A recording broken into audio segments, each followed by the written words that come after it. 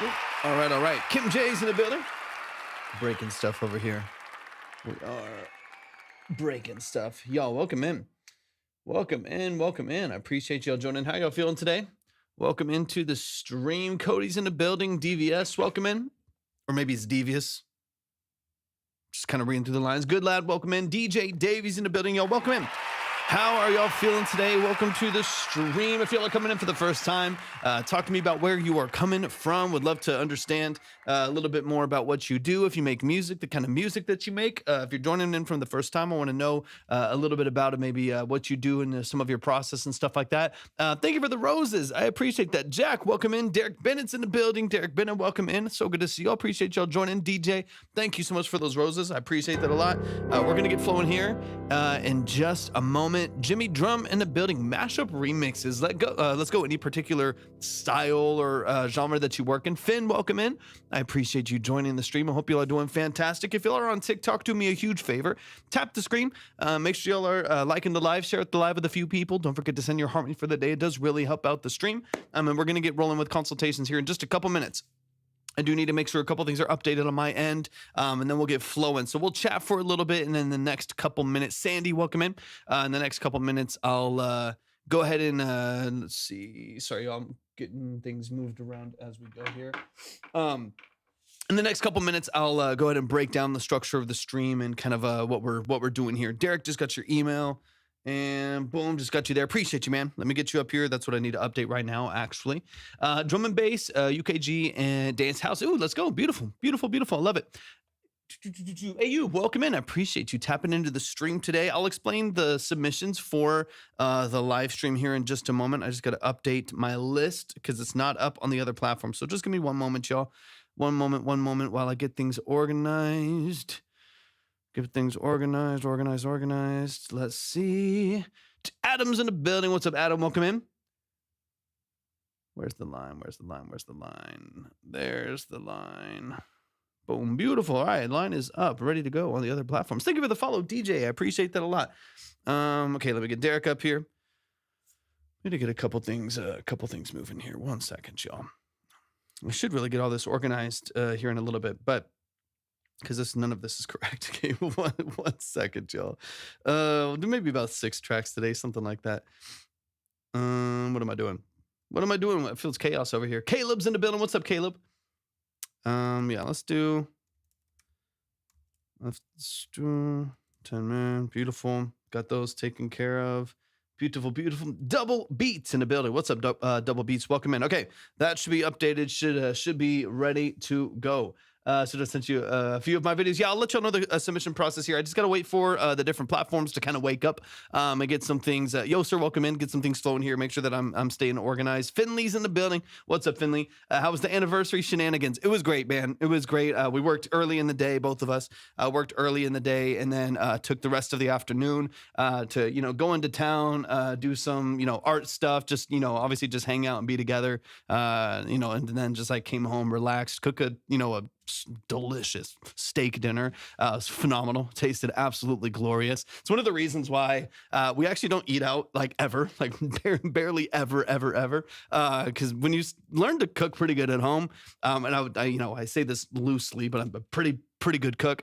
It makes a difference. I never want to eat out because we'll go out and you'll spend so much money on a steak, and then for 1/10 the price, I can make a better one at home. Anyways, that's a side note. TikToker, welcome in, but it was great. It was seriously, it was really relaxing. It was really fun. We've both been working like crazy. Thank you for the heart me, DJ. I appreciate it. We've been working like crazy, just going absolutely nuts for the last, I feel like the last 7 years, just nonstop, no breaks. So every little chance that we get to just even take like a half day and just not work is always it's really nice. Anu, welcome in. Appreciate you being here. Y'all keep tapping the screen over on TikTok. We'll get flowing with the music here in just a couple minutes. Derek, I already have your email in. You should be up on the board ready to go, and we will dive in the music here in just a second. The kid, welcome in. Ulysses, welcome in as well. Riddle, I appreciate you tapping in as well. Welcome into the stream, y'all. Once again, make sure y'all are tapping in, share out the live with a few people, and we'll get flowing here in just a moment. Let me see. That is updated. Boom. Let me refresh, and then I'll explain the whole live stream, and we'll get We'll get flowing. We'll get flowing with the music. Okay, that's refreshed. I got you. Give me 2 seconds. Give me 2 seconds to make sure I've got everything refreshed and ready to go. Ready to go. It's time. It's time. This summer. Boom, boom. And I hopefully will get a few. Appreciate you. Hopefully get a few back from yesterday as well so I can get them up on the board. Finally getting some things cleaned up here in the studio. It's been a little chaotic, like transitional period here in the studio, trying to get some new stuff in, get old stuff out. And I sold a couple things. Nicholas, welcome in. Sold a couple items last week, and I think I need to ship another one off. Hopefully this week if this guy will follow through. So I can get some new stuff in here, which is always fun. But I'm trying not to get too many new things in the studio until I get rid of old things. So yeah, that's been part of the fun process here. Okay, let's get into it, y'all. Let's dive into some music. Let's get into the whole breakdown here. Is it Mimong? Thank you so much for tapping in. Can you bring me a song? It was released on the 25th of May. Beautiful, just a couple days ago. That's amazing. Yeah, I'll explain the whole structure here. Got you, Derek. You're set. It should be up on the board. Is it not? Oh, it's not showing up. It's there. Hold on. I don't know if it's, let me try re-adding it. I don't know if it's not refreshing. Okay. Should be there. Okay. I'll just add it again. Maybe I accidentally deleted it with some of the other ones I had on there. My bad. All right. You're up there. You're ready to go. Yeah, I got you. All right. Okay, let's get into it. Let me get my spiel here really quick, y'all, and then we'll dive into the music. So I'm gonna give a little spiel. So hang out just for a second while I walk y'all through kind of the whole structure of what we do here. For those of you who have never been here before, welcome to Track Talk. Welcome to the stream. Welcome to the family. This is an amazing music community of people just that love music and love people that love music. If you've never been here before, what we do here at Track Talk are 20 to 30 minute multiple listen consultations on the structure of your music. So we dive deep into the mix and master, production elements, sound design structure, lyrics and song formatting, stuff like that. It is a deep dive, 20 to 30 minute multiple listen breakdown. So we do listen to your track, your production, your song, your songwriting, whatever it may be, 2 or 3 different times. Each breakdown is 20 to 30 minutes. So we're going to really get into the details and the nuances of what you're doing both creatively and practically within the structure of your music. This is not a review. There is no trash or pass. There's no ratings. There's no polls. It is strictly a really nuanced long form analysis of what you're doing in order to really get into the details. I'm not here to hype you up. I'm not here to trash you. I'm not here to roast you. I'm not here to tear you down. I'm not here to get you exposure. We're going to talk about the music and strictly dive into what you're doing creatively. Okay, if you would like to submit your music, you can go to my profile, click on the link, read through and follow the details there. If you're on TikTok, go to my profile, click on the link, read through and follow the details. If you're on the red app that we're live on right now, you can go to the description for the live stream. If you're on the purple app that we're live on right now, you can type !submit right there in the chat. Those other platforms are also where you can see the line. The line is always up on the screen. You can see how many songs we have left, the minimum, the order, where you're at, all that good stuff. But once again, if you're on TikTok, go to my profile, click on the link, read through and follow the details. For those of you who don't know, my name is Torvik. I'm a full-time audio engineer, producer, and session musician. That is what I do for a living. I've done that for the last 14 plus years. I'm also a classically trained pianist, so a lot of the structure here is kind of from that perspective and pointed in that direction. I really want to get into the nuances of what you're doing and hopefully offer you some specific, practical, and actionable feedback on the structure of your music. Let's get into it. We got our first song showing up here, so let me just make sure I got everything organized. And let's dive in, man. Let's dive in. Stop there. Let me correct it. I want to live a life from a new perspective. Hold on. If I let go, link shot, could I PM? Is it Hobie? Not PM. If you PM, I won't get it. Everyone has to follow the same protocol, so I can just get everything in order, and then get everything organized on my end. I'm sorry, I'm reading like 3 different chats here. I'm trying to keep track of everything so I can not lose my mind here. Let me see.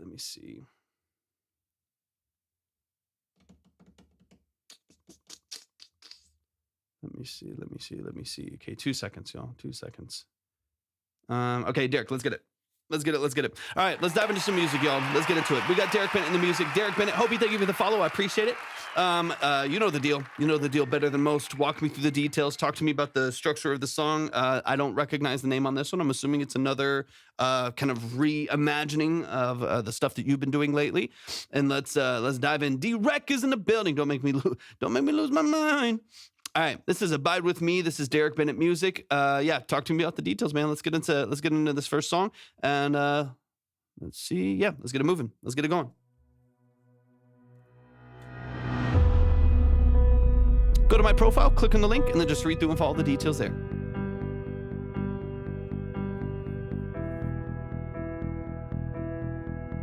It's time. Mimong, thank you so much for the gifts as well. I really appreciate that. Abide with me, fast falls the eventide. Got you. Are you wanting to add a chorus, or you want to leave the structure largely as is? Lord, with me abide. When all the helpers fail and comforts flee, helper the helpless, oh, abide with me.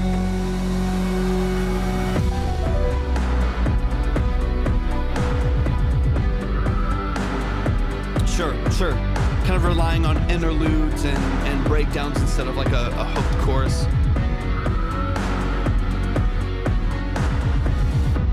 Swift to its close, ebbs out life's little day. Earth's joys grow dim, its glories pass away. Change and decay. Sure. And all around I see, oh, thou changes not, abide with me.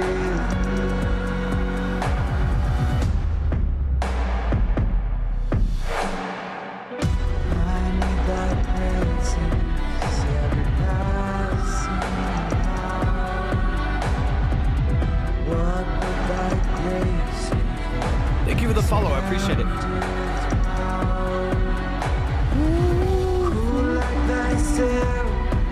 My guides they can be,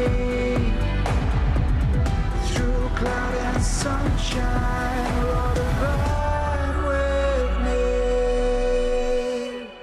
Come I don't. as the King of Yeah, a little bit more movement there. I see that. all kind and good, with healing in thy ways.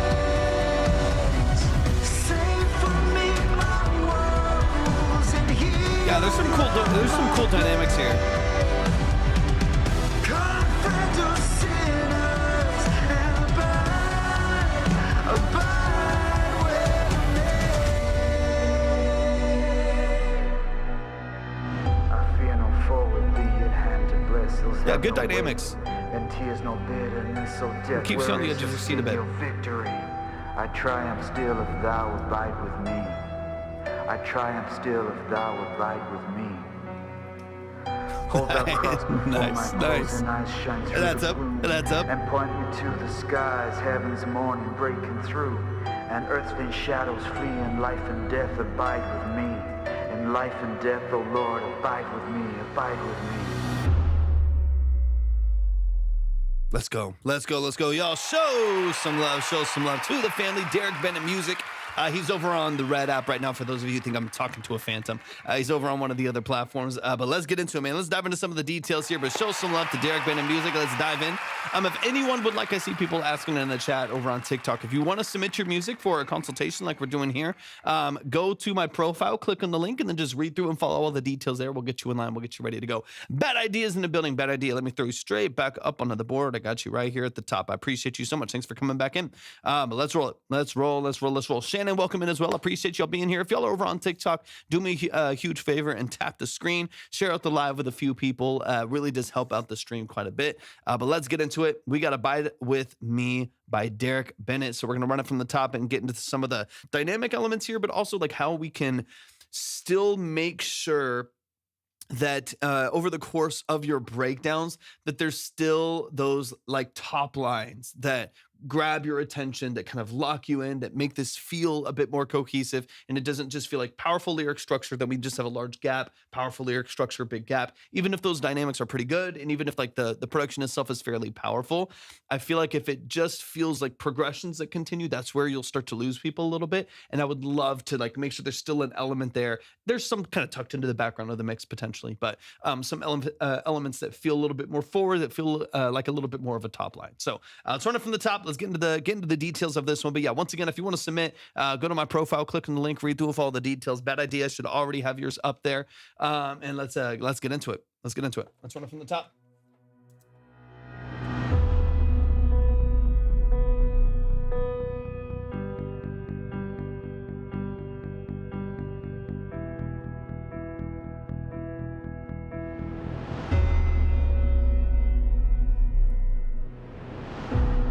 Abide with me, fast falls the eventide. The darkness deepens, Lord, with me abide. With these low octaves here, obviously, you know the deal. We'll talk about some stylistic things, so feel free to ignore some of them. But with these low octaves here, obviously, it's such a great low range. It's got a lot of body to it. I like what it's doing for the most part in some of these sections. I would love for, again, that's a very special, it's like a super high falsetto or like a super low voice or a fry, whatever it may be. Having that element in there is very special. The fact that it's there the whole time for that verse, to me, I feel like it loses a little bit of its specialness and its uniqueness in this early part of the song structure. And then also because you have a really heavy low vocal right there that has just all of this low weight to it and low end information, this first part of the song sounds bigger than maybe it's supposed to, when like the piano and the strings and everything are really, you know, they're really trim, right? Everything's pretty soft and you know, it's not extremely energetic yet. So I think in order to mitigate this feeling too energy too soon, you might just use those as accent vocals. Like I think it says something about when the darkness comes in or something like that. I'll go back through it. Like maybe only on like certain accents, you add in that low vocal again and you just chop it on some other parts. So like maybe first part here, just open, singular vocal. Fast falls the eventide. Like I'd keep all of this just that vocal, because now that low, eventide, I mean, this thing, it's like an octave lower than that. That's crazy. Whether it's like a digital low octave or their actual voice, crazy low octave. It starts to kind of interrupt with some of the pads and stuff because there's so much weight in that, you know, that low register. I would clean that up to just the lead vocal, and then maybe B section add in a little bit more. The darkness deepens. Like there, like that's where you could like potentially add it in. So all this clean. Abide with me, fast falls the eventide. And then here, the darkness deepens, Lord, with me abide. yeah, like just like darkness deepens on me abide. On that little pocket right there, maybe adding in that extra vocal on the low end. So again, you get this little dynamic shift. It feels more live. We talked about that a lot. Nothing feels static at all. Like you talked about those stair steps, which you already do an amazing job of in this whole production. But it gives you a little bit more movement in the production. It's not, when you have a low register, it's like the same thing. And when you have it big, it's all of the same thing. Like we'll talk about the breakdown in a second. But there's a little bit more movement to it. And also, like I said, it cleans up some of those parts so it doesn't feel like it's all one big weighty piece of information right there in the low end, but it actually feels like it has some space to move a little bit more. One okay rock. I don't think so. It doesn't sound familiar. When all the helpers fail and comforts flee. Like maybe clean here, drop here. Helper the helpless. Yeah, like maybe kind of like mirror back and forth, and then you add in the low octave here, and then it shifts to the high octave, so you have that little step right there. Oh, abide with me.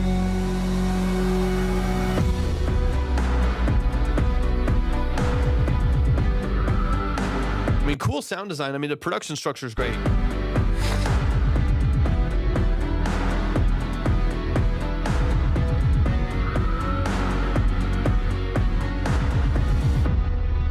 Yeah, so excuse me, Jesus. All I want here is a bit more of a lead element. So you have this, it's B minor, I believe. So you have this. Right, that top. I gotta sneeze, man. My allergies have been kicking in the last couple days for no reason at all. You have this nice top with the strings right there.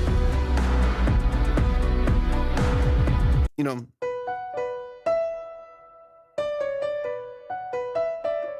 There's a nice little high melody right there. I think it's like tremolos too. So you have this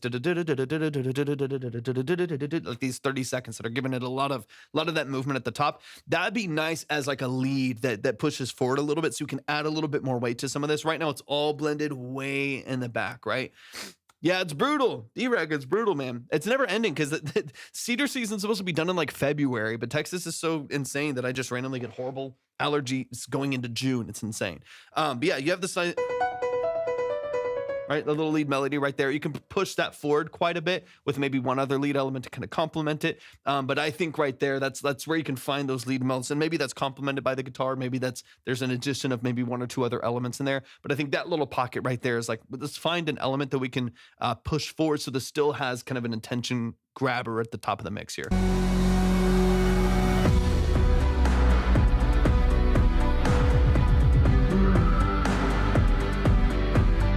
I think it's, yeah, I was going to say, I think it is the strings, and there's also, I hear like a square wave synth in the background, kind of,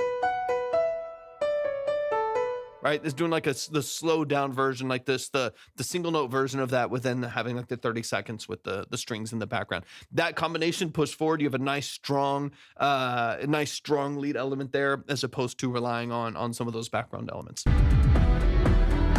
Because I don't mind, especially where you've gone with the drums and some of the low end right there. There's a ton of weight there. There's a ton of energy there. I don't mind it. I just want like a lead element to take the place of the vocal, since you don't have a hook, and I would do it same in some of the future pockets.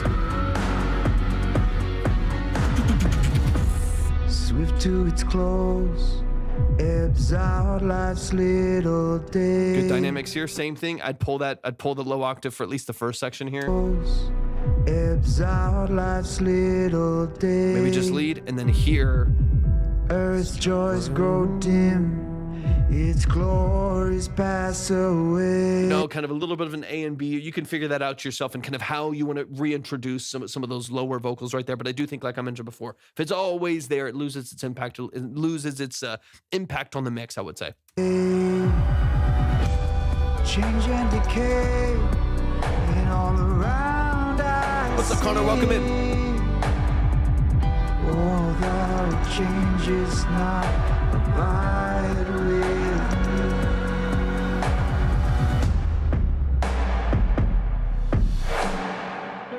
I need that presence. So this is kind of, I guess, acting as your second.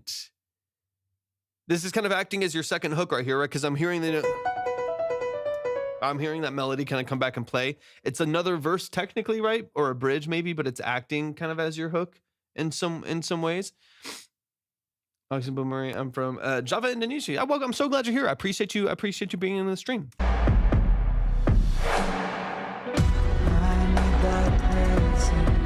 Yeah, I do hear it in the background. Yeah, that makes sense. Verse, but acting as a chorus instrumentally.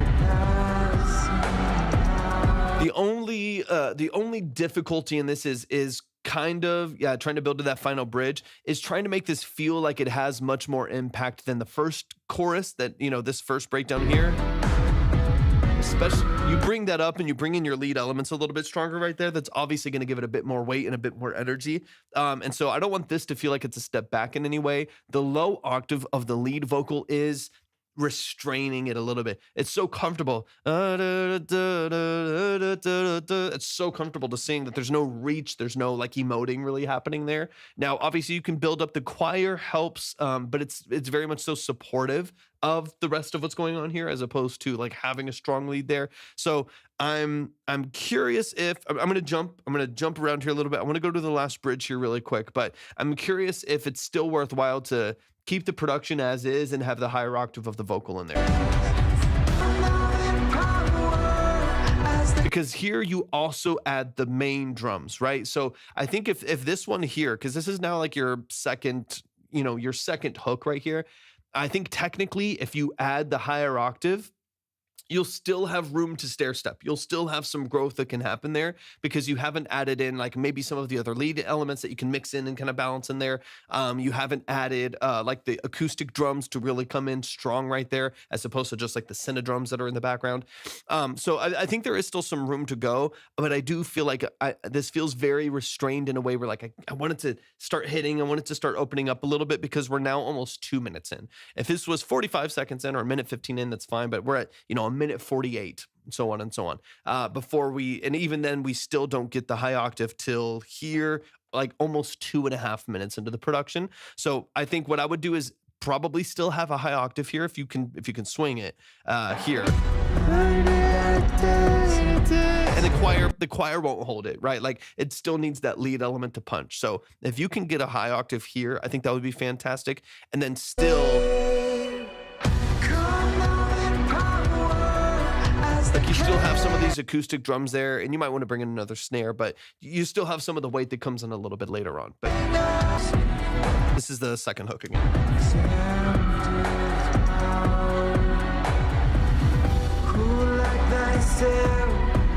My God, it's steady can be through cloud and sunshine. Lord, abide with me. Come out in power as the King of Kings. All kind and good with healing in my wings. Save for me my world. Okay, my gut reaction here. So I like the way that, you would kind of spread up some of the stairs that we've been talking about, right? Yeah, there's one in there. There's one in there. DJ's like super far in the back though. This is just the early producer mix. Yeah, it's there, but it's pretty far back. But I agree. I need some of that top level right there to kind of give it a bit more life. This section here, you do a great job of adding in elements over time to give you some of that expansion, give you some of the stair stepping of the dynamics, so on and so on, to kind of, allow this to build a little bit more naturally. I do think that if you're going to come from this hook, where the snare is on the 2 and 4, you have that boom, like you do have some of that energy right there on the 2 and 4. If you remove that, even going to the high octave, it can still feel stagnant a little bit, if that makes sense, where we've had some elements that are really strong and faster paced, and then we've taken a little bit of a step back. We jumped an octave, but we were still a little bit more restrained.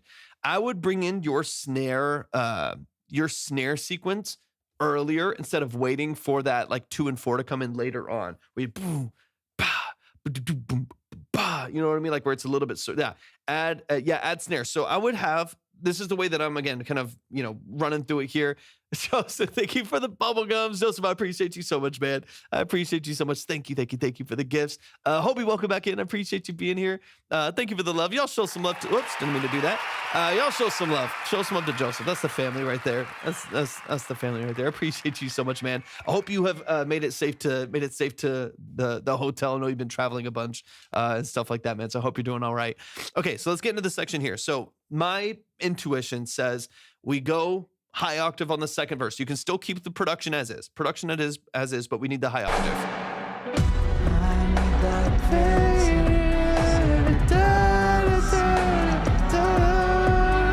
Have the power right there. And then when you transition to what you're calling the bridge, this like extra piece here at the end, like this last verse almost, when you transition into this last section, keep that dynamic where it is. You're keeping the high octave. And then from there, we push the choir a little bit more. The lead guitar comes forward and we add the real acoustic drums with the snare on the 2 and 4 instead of spread out. Like, now it's like really spread out.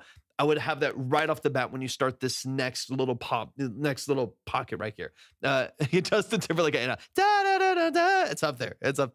Okay, so like on this section here, instead of waiting for it to come in,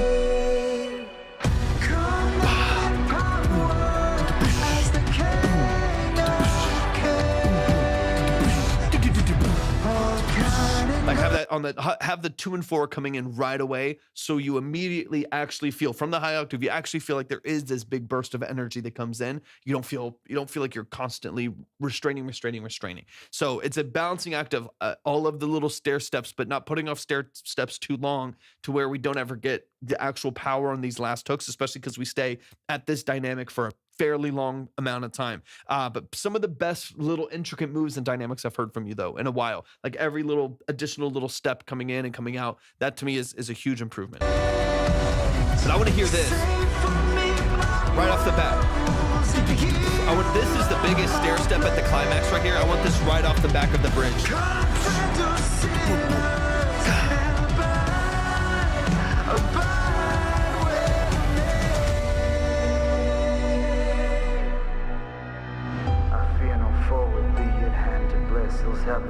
Okay, and then this last part here, personal preference, right? This is just my perspective.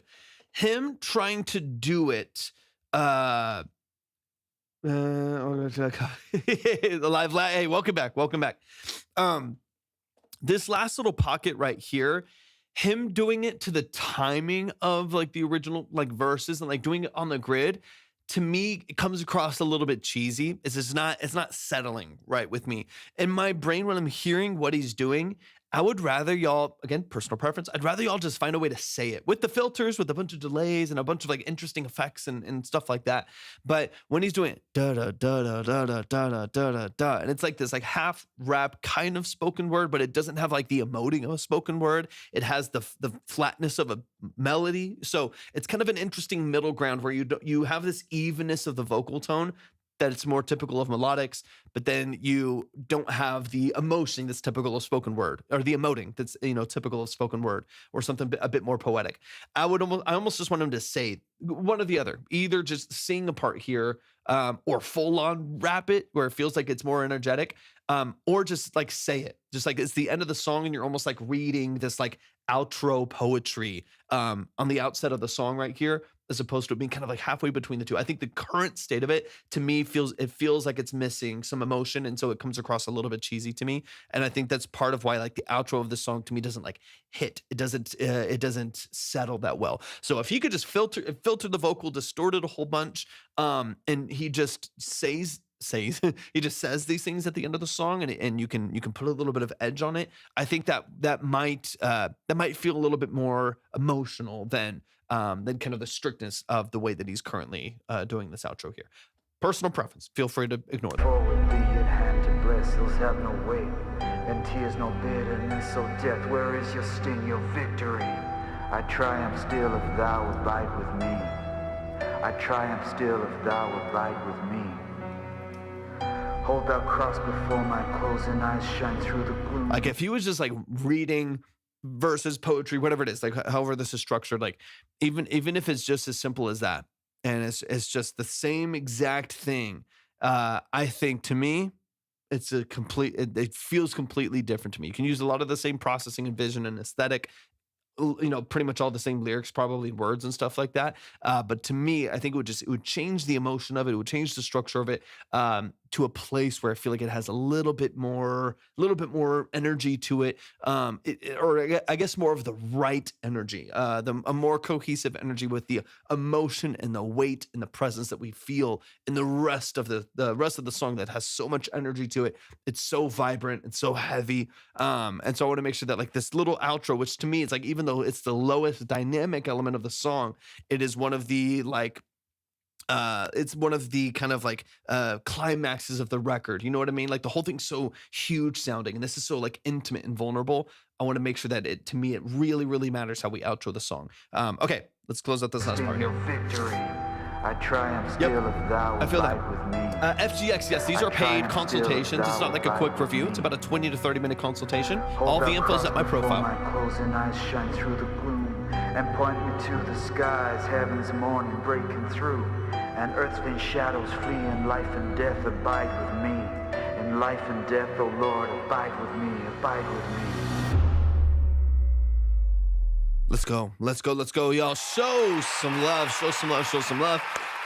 That's the family, man. That's the family. Derek Bennett Music. They're over on YouTube right now, but please show some love to the family. As always, man, genuinely love and appreciate what you're doing. And I saw your message about the one-on-one too. So we're going to connect hopefully this next week. Let's aim to connect on, I just got to look at a couple things in my schedule, but see when we connect in order to kind of break. I think you said maybe break down, or maybe we can just connect and figure out timeline wise of when you're finishing the record, so we can do all of those, like a full overview of the album that you're working on and stuff like that.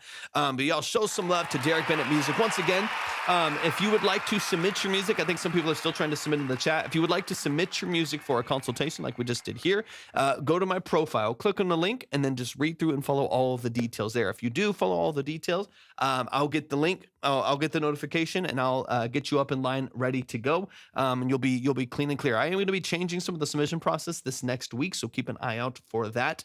We're going to make things a little bit more streamlined.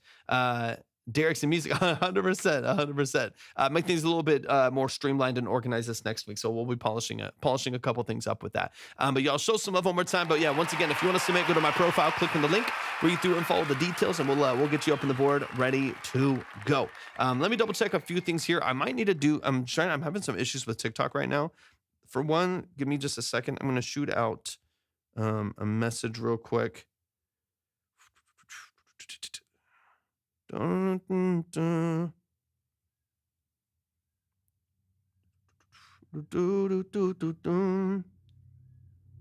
Almost forgot to send this out. Okay, let me double check a few things here, y'all, and then hopefully we can get into. I'm trying to get a couple of the people in from yesterday's live, but they're not showing up right now. I need to try to get it out to a few of them as well.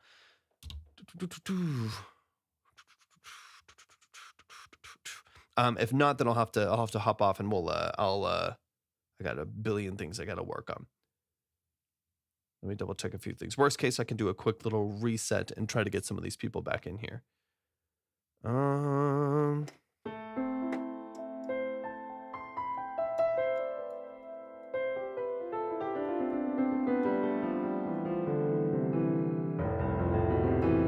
do AI music. Welcome in. Is it Mealro? Thanks for tapping in. I appreciate you being here. How long you been doing that? Yeah, if y'all are coming in for the first time, I don't know why. I'm having some issues with TikTok right now. Hold up. It's giving me some issues. Quit showing off, play the drums. I literally have a video.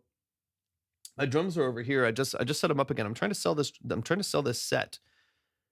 It's so funny, but I literally just have this video, but I haven't posted it yet. So it's funny you say that. I haven't had the drums set up until today. I've been cleaning out the studio and moving some stuff around. But I haven't posted it yet. I was just gonna post it either tonight or tomorrow. It's just a stupid little basic. It's just the phone in the room. It doesn't even sound good. But I even know how to use a DAW. Fabulous. That's amazing. Shout out to you. Shout out to you for reading my mind, for actually putting in the effort to understand the DAW process too. It's obviously going to help you with any of your processes, any of your ability to communicate in the world of music over time too. So that's great. Okay, let me double check a few things here. Maybe I'll try a quick reset, trying to get the people in from yesterday, because there was a good handful. Once Lost, No Yes, Mr. Producer, Craig, CPV, Zach, Malin, Mason, Bradford, Big Store, that one, Exit, Hollywood, Naya, Horsing, Leo, Bemi, Akio, Gutter, John, Bobby, and Soul Medicine. Yeah, there's a solid chunk I've been trying to get back in here. Let me see what's going on here. Sean, welcome in. Yeah, if y'all are over on TikTok, do me a huge favor, tap the screen, share it the live with a few people. And if you're coming in for the first time, I would love to know where you're joining from. I would love to know if you make music, the kind of music that you make, so on and so on. And I might have to hop off here early though. I got plenty of things I got to get to.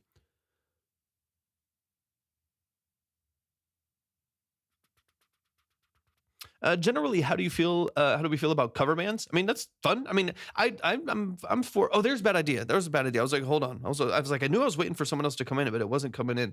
I mean, yeah, no, I don't know if I have a lot of thoughts on cover bands. You know what I mean? Like, if if you like them, like them. I mean, it kind of depends. I think it's fun when like people have their own spin too on stuff. It's like sometimes it's a little interesting when it's like people like trying to be the exact thing, and that can be interesting sometimes. I don't really care. I don't really have I don't have too many thoughts on that. Thank you for the follow. I appreciate that. Yeah, I mean, there's nothing wrong with it. Okay, here's bad idea. All right, bad idea. Give me the detail. Give me the details. This is Kid Foster. This is bad idea. Let's dive in, man. This is all on Spotify as well. So give me the details. Give me some of the structure, and let's dive in. I'm gonna try to get into some music, but y'all help me out. I don't know what's going on TikTok right now. I don't know what the detail is. Alicia, welcome, or what the issue is. Alicia, appreciate you tapping in. I produced it, wrote and rapped it, and mixed it. This is all them. This is Erase Me by Bad Idea. Let's get into it. Yeah, if you want to submit your music, go to my profile, click on the link, read through and follow the details there. We'll get you up on the board.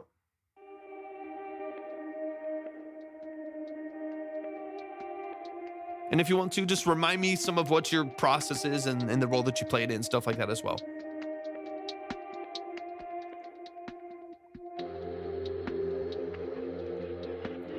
Just a broken guy.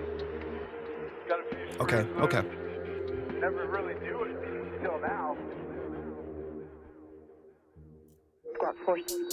Wavy like the ocean when I'm with you. Lately, you got me floating on a sky so blue, baby. Okay, cool. So you're wanting to know like what to update and stuff like that, kind of. But aim and show you sleep, shower. I still think about you for hours as I propagate my own flowers. Cool. Perfect. You coward, walk as slow as life devours my heart, my soul, my courage. Like I might even deserve it. I'm a dog kicked to the curb. I'm a bird. With the way that you taste it, nothing I wouldn't give. But baby, let's face it, I'm a piece of shit. Go ahead, replace me. I'm a piece that's great. Go ahead, erase me. Picking petals from a stem. I'll never see you again. I never know we were friends. Picking petals from a stem.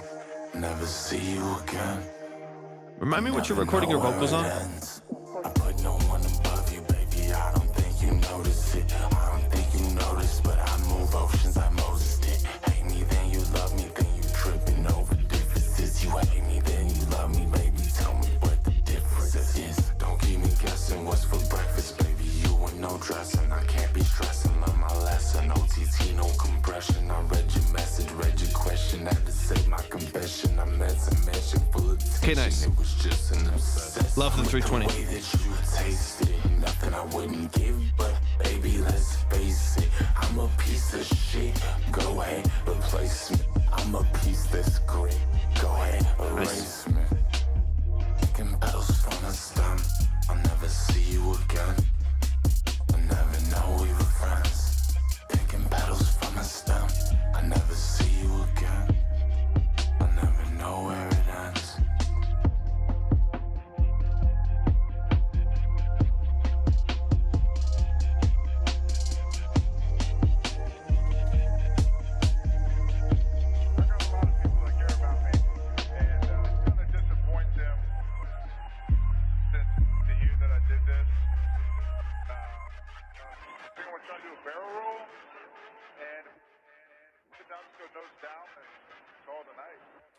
Let's go. Y'all show some love. That's a bad idea.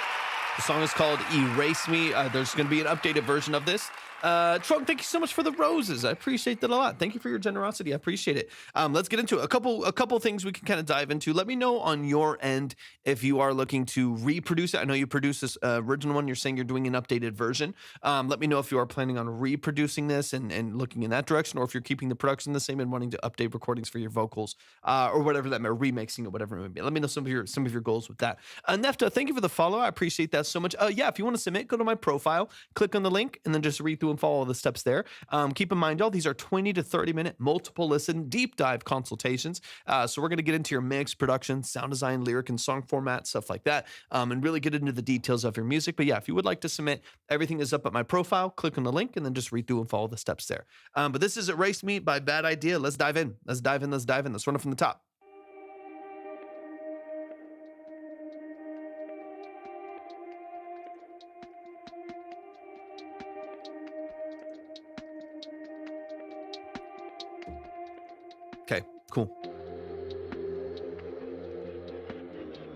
a broken guy. Got a few screws loose. Never really knew it until now.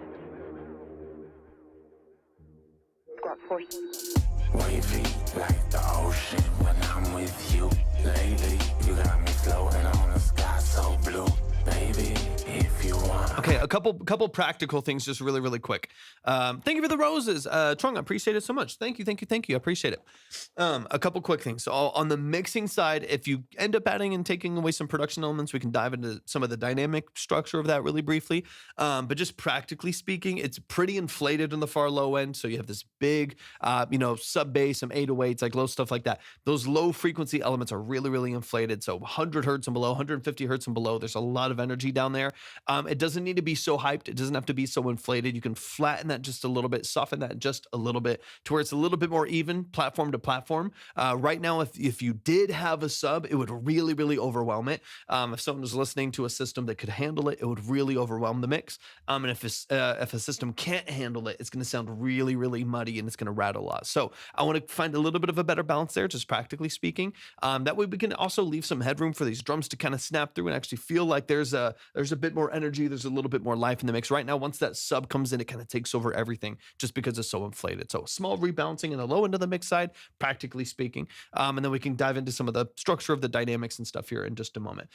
Keith, absolutely, 100%. Yeah, if you would like to go to my profile, click on the link, read through and follow the details there. We'll get you up on the board. Okay, let's get into the kind of the main part of the structure here, and then we'll move a little bit further into this. Thank you for the follow. Appreciate it. Wavy like the ocean when I'm with you. Lately, you got me floating on a sky so blue.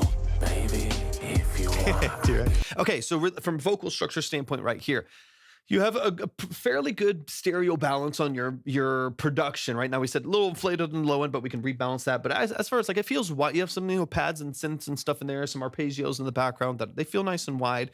They feel pretty open. Love it. As far as lead vocal structures and its layers, those are all kind of slapped together in the middle. There's not really any other stereo information in there.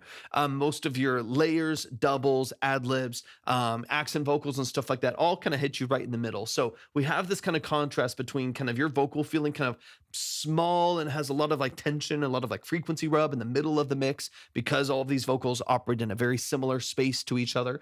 So they're kind of stepping on each other's toes a little bit when you have a low kind of almost vocal fry lead vocal and the same kind of ad-lib, the same kind of layers, all sounding largely the same, coming at you from the same direction at kind of similar loudness as well. If you start and stop lines slightly different or you phrase them slightly differently, those little nuances of how you start and stop that vocal are going to kind of step on each other's toes. It's going to make it sound noisy. It's going to make it sound busy and a little bit less polished. So one thing you can do to help mitigate that is just get them to the outside a little bit. Of course, timing, maybe timing better could be helpful as well, but just pan them to the outside. Get one, maybe, 50, 70% left, 50, 70% right. And then maybe still have a double close to the vocal to get the effect that you want, but it'd be nice to open up that vocal mix in stereo a little bit more so it doesn't feel like 4 or 5 different vocal layers kind of doing the same thing, hitting you right from the middle. It just sounds a little bit muddy in there, and that'll help, open it up in the stereo field will definitely help clarify some of these different elements of the mix. There's a lot of other, textures in here that I think are really cool, but I want to take care as much as possible, some of that noise and some of that energy that we have right there. Get you the moon. This ain't nothing but aim and shoot. Sleep, shower, I still think about you for hours as I propagate my own flowers, trying not to die. You coward, walk as slow as life devours. And here they just kind of start stepping on each other's toes. That's where you're getting a lot of that mud right there. A couple of other things as far as like the vocal mix goes. You're using a great mic, so your tracking should be fine. It's pretty restricted right now, and I think you could probably find a better balance in your EQ as well. Now, if you want this like filtered, distorted vocal, we can maintain some of that, but I do think that there's a lot of this song feels really dark. A lot of the song feels really filtered down. So it would be nice, even if you still want like the saturation and distortion and stuff like that, to have a little bit of a brighter lead vocal, even if your backgrounds maybe are a little bit filtered out, they're a little bit more suppressed or over compressed, but have that lead vocal a little bit more open, a little bit brighter, and also not pulling out too much of the low end. Right now, it just feels very like telephone filter in the middle, and we're not getting really any of that extra life in there. So you have a lot of the vocals in the middle, kind of stepping on each other's toes, and they're all kind of dark and filtered and distorted. So that all makes it just kind of a little blob of vocal noise in the middle of the mix. And I want to hear more of what you're doing. I want to hear more of your lyrics. I want to feel more of the emotion behind it. And I do think that's going to take opening this up just a little bit. Centaurus, the TikTok measure. No, Keith, go to my profile, click on the link, and then just read through and follow the details there. Go to the profile. You'll see a link tree right there, and then you'll see a tab that says submit. If you follow the steps there, we'll get you in line. We'll get you ready to go. I mean, I appreciate it. Yeah, but don't send it to a DM. I have to get everyone in order and in line and in the same spot. My heart, my soul, my courage, like I might even deserve it. I'm a dog kicked to the curb, I'm a artist. With the way that you taste it, nothing I wouldn't give, but baby, let's face it, I'm a piece of shit. Go ahead, replace me. I'm a piece that's grit. Go ahead, erase me. Picking petals from a stem, I'll never see you again. I never know we were friends. Picking petals from a stem, never see you again. I never know where it ends. I put no one above you, baby. I don't think you notice it. I don't think you notice, but I move oceans, I Moses did. Hate me, then you love me, then you trip. Okay, one of the main things for me too, outside of like some of the mixed details we've already talked about, like low end inflation, needing to open up some of the top end, better positioning of different elements, stuff like that. For me, one of the other main things for a song like this is dynamic range. A10's in the building. What's up, A10? Welcome in, man. Is dynamic range.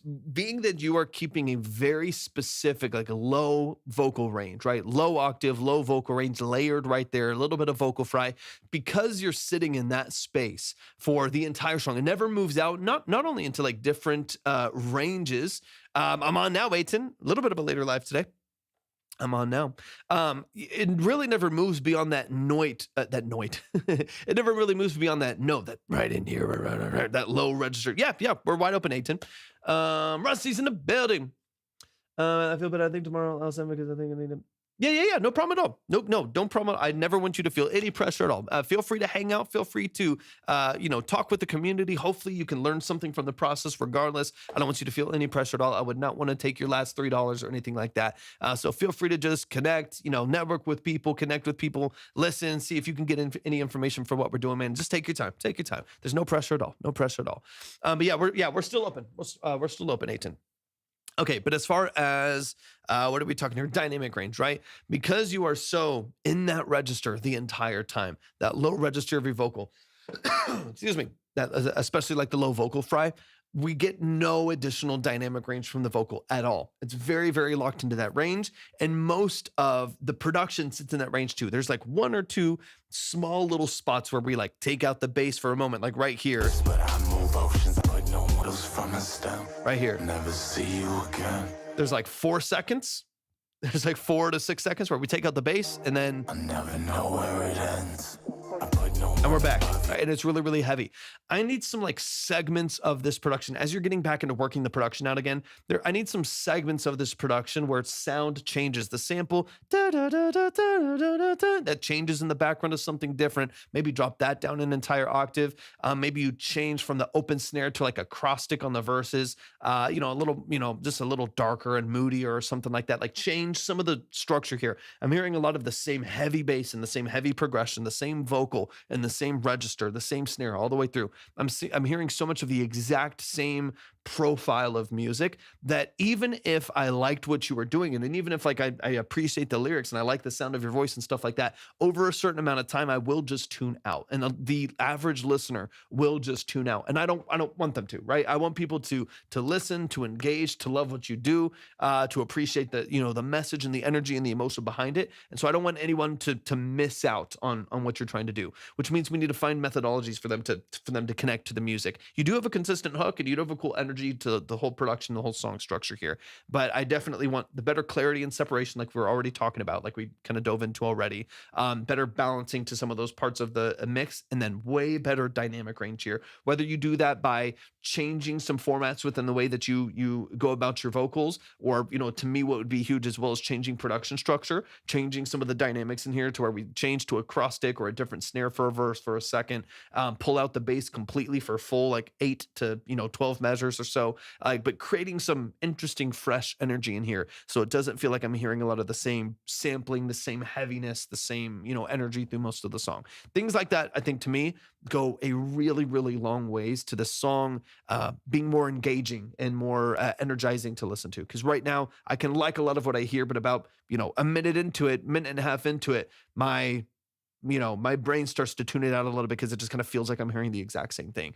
There's a lot of, physics behind that. There's a lot of like practical, psychology behind that too. Like a couple octave vocal. Yeah, and just freshening up the ad libs a little bit too. So if you're going to stay in this really low register the whole time, right? If you're going to be down there in this like vocal fry, the entire song structure, having some like higher, like even like screamed, like Fry screamed or like yelled the vocal ad libs in the background, but then kind of ping pong back and forth at the end of certain lines, like things like that. Use your imagination, whatever makes sense to you, but like some shifts in energy that doesn't feel like the whole thing's down here and the whole beat is down here. You know what I mean? I want to feel like there's something to kind of pull me out of that like dark filtered loop that I'm in down here. I think if you can open that up quite a bit, you're going to be in a great spot. You're going to be in a great spot. Y'all show some love, man. Show some love, show some love. That's Bad Idea. Bad Idea right here in the chat. The song is out. It's called Erase Me. Show it some love and support. Go stream it. Go like it. Go add it to your playlist. Go follow on Spotify. And of course, right here on TikTok as well. Show them some love and support. This song is going to be reworked. So it is out. You can listen to the version if you like what you hear. Otherwise, it is hopefully in the near future is going to be shifted around here a little bit. I'm excited to break down a fresh version on it, man. It's going to be really, really fun. I like a lot of what you're doing. Show some love. Erase Me by Bad Idea. Let's keep it rolling here. We got Aiton in the building. Aiton, I got you. I appreciate you so much, brother. Thank you so much for tapping in. Let me get you up on the board, ready to go. And then Bad Idea, I appreciate your patience. I'm glad we were able to get you back in here as well. So yeah, you done a review. Yeah, Rusty, if you want to submit, go to my profile, click on the link, and then you'll see the submit link right there. Just read through and follow all of the details. Get yourself up on the board. If y'all want to see the line order and minimums at any point, TikTok's been super light today, so it is what it is. But if you want to see the line order and minimums, they're on the other platforms that we're live on, which you can also find on my link. But yeah, everything's at my profile. Go to the link and submit through there. I'll listen to anyone, any style, any genre, any level of quality. And we're about to get straight into this next song here. So let's keep it flowing. Keep it flowing. We got Aiton in the building. Same shit, different day. I like the bridge, but hate the pre-chorus. I think it's getting better, but I need a pre-chorus that keeps the same vibe. Sigh. Shit is killing you, dude. I'm reading through this email. I just feel it on another level. I feel it, man. It's painful. It's painful. I did address a lot of the velocity stuff and other stuff we had talked about, but I think it's back to the drawing board for a better pre. This is version 47. My goal is to not go past 50. Beautiful. Shame sit, man. It's the shame sit, different day. All right, let's get into it. This is Smooth Dissonance. Some of y'all know. But once again, if you want to submit, if you're on TikTok and you want to submit for a 20 to 30 minute multiple listen breakdown of your music, go to my profile, click on the link, read through and follow the details. If you are on the red app, starts with YT, you can go to the description for the live stream. If you are on the purple app, starts with a T, you can type !submit right there in the chat and we'll get you up on the board. But let's run it. Some yerba mate, Brent. It's 8:48 p.m. I'm not having caffeine at 8:48 p.m. I just need medication for ADHD. Okay, let's run it. Any other changes that you brought this in beyond pre stuff?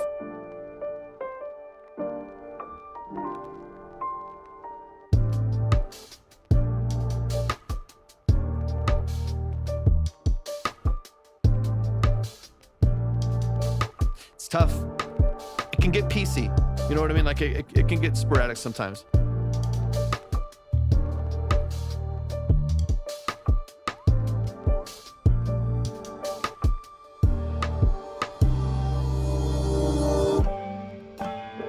This is what you're calling the pre, right? NGA, thank you for the follow. I appreciate that.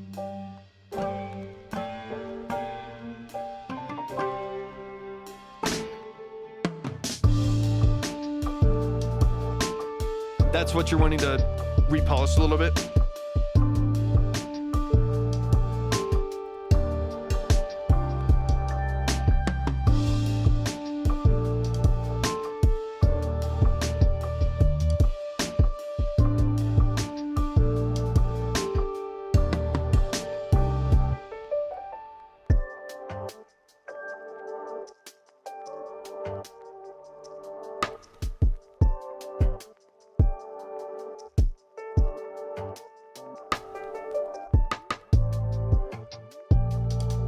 That's better. So we're back at probably 3 or 4 dB on those like low plucks, right? Yeah, that seems way more nuanced. It's less 100 every single time. Yeah, that's better. That's better.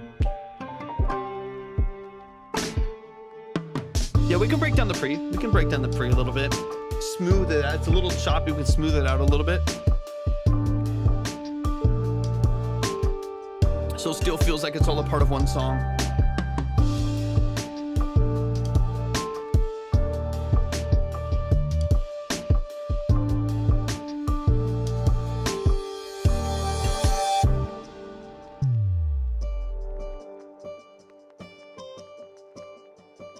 Filter down a bit here.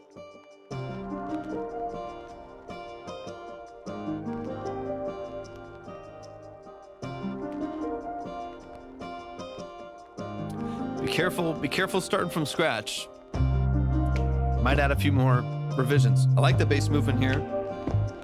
This is better. This feels a lot warmer. Bass halfway through. Yeah, dude, all those little changes are great. That's a lot better. That's a lot better. Bailey, welcome in.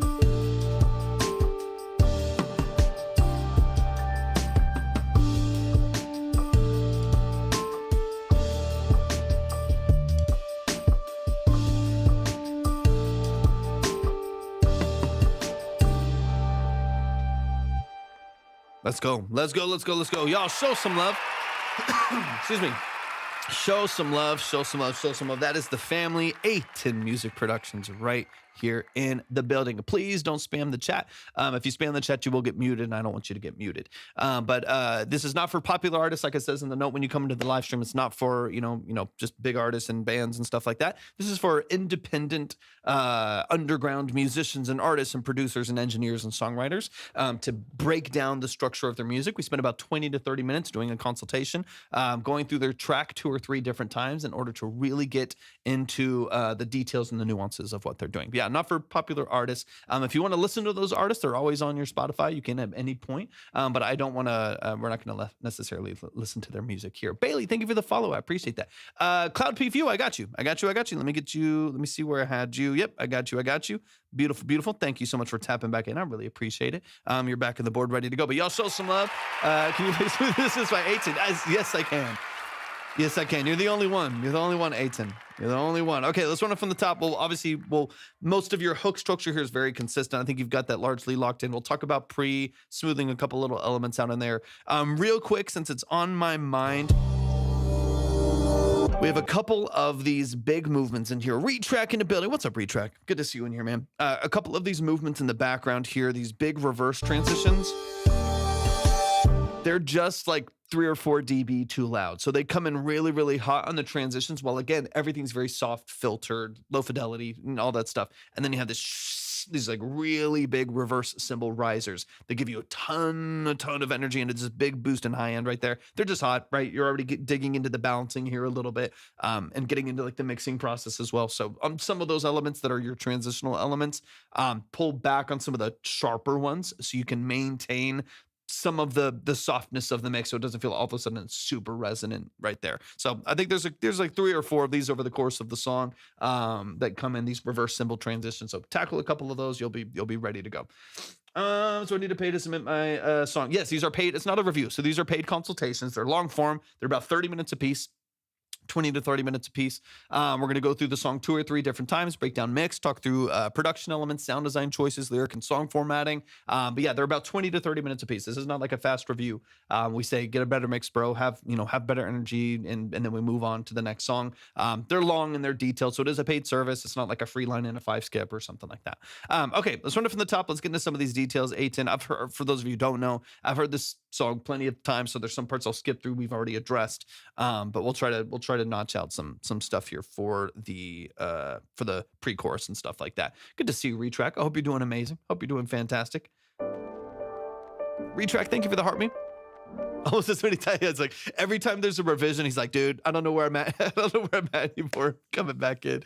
Mimi, thanks for tapping in as well. Walkman, it's good to see you. I hope you all are doing amazing. Keep tapping the screen. Share out the live with a few people. We'll get rolling here with some more music, hopefully in a little bit. Cloud Peak, I got you in here. If you could do me a favor, since it was a little bit ago, if you could resend whatever file you want or link that you want, Cloud Peak, that'd be helpful. That way, can I just get it back to the top of my email here again? All right, let's run it from the top.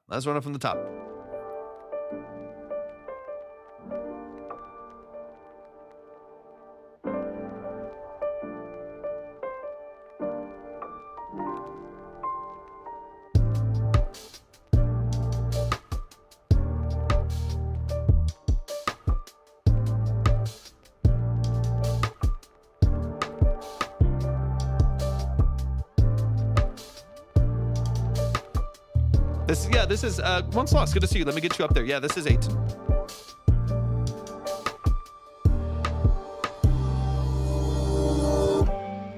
Both, there's like a reverse piano in there too with that reverse, almost like both of those can be balanced a little bit better.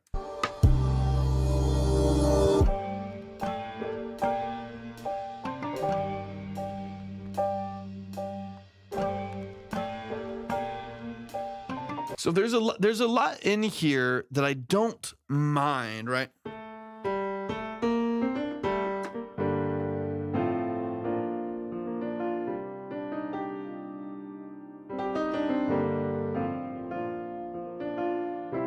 Okay, there's a lot in here that I really don't mind. Yeah, you haven't. I know you're just kind of starting to dive into that.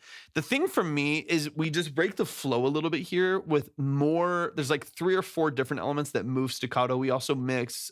We also are missing the bass that kind of smoothed everything out before, right? So we have done kind of 2 things that have shifted. We pulled out glue with some of our pads and bass and turned some of our elements that were legato to staccato, and so now we have this choppiness here. And to me, it's just. I think what you're feeling, maybe not to speak for you, but I think some of what you're just feeling is a big kind of shift in vibe and a shift in energy where it just feels like something different. Just feels like we're doing something different in the song. And it doesn't feel like it's nearly as cohesive as it was just a moment ago. So I think there are some practical fixes to that. Now, obviously, if you want to just restructure it, hey, episode 48 of this show of this song will be great. You can restructure it, of course, if you want to, but I don't think it's necessary. I don't think it's something that you have to do in order to make it good. I think you can take what's there and mold it a little bit, make some adjustments to MIDI length, make some adjustments to maybe even just the plugin, keep some of your MIDI format, but change the plugin maybe that's there, glue a couple things together. I think there's a way to make this a bit more consistent. Let's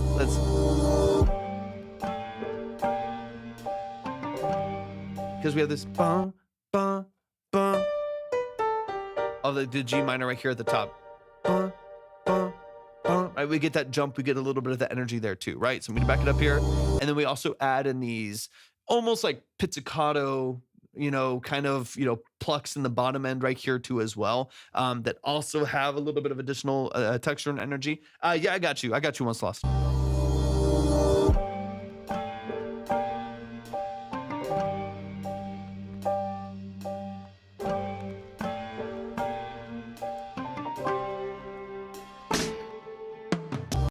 Let's go one more time. Let's go one more time through it. So I'm kind of curious. So here's what I imagine. Let's take this for a second, and this is what I want. This is what I'm imagining in my head sonically. Is if you kept we take bass out, because the bass to me. Can you tell you study classic music, Dr. Phil? Yeah, I did. What I'm kind of imagining here is we've taken out the bass, right? So we've taken out of a lot of that low end. So I still want to keep some of our glue in there. So what I'm kind of curious about is if you kept in, I'm going to go to where's my earth piano, my warm piano.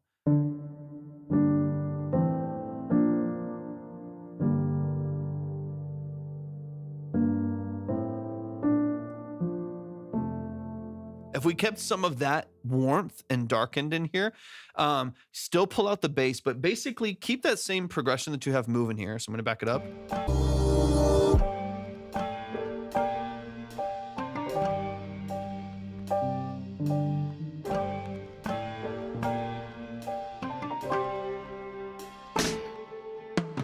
So if you still kept some of this,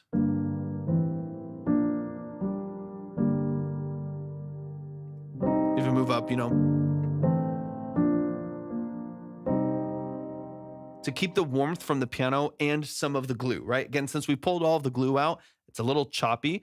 I think we could bring in the warmth. So keep the piano and / Rhodes, maybe in there, but change this progression. So you still have the same like energy. You still have some of the same warmth and some of the same pocket right there. It's not like you've changed completely, right? So like right now it's like, here's this part of the song, almost, not necessarily, but almost completely different sound design, right? Completely different piano structure, different, some different sound design in there, different rhythmic structure, different chord progression. So it feels very much a change in gear right there. So I do think it would be nice to, what can we, like we've talked about before in the past with other songs, how do we bridge these gaps a little bit so it feels like there's some through lines? I need a thread that goes through it. Right now we just took a hard left turn kind of, and then we bring it back and it's fine.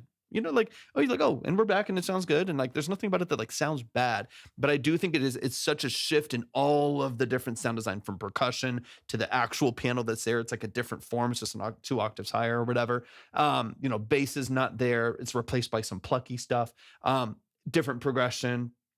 It just feels very, very much a shift in the energy. It's less connected. So if you keep this same warm piano that's here,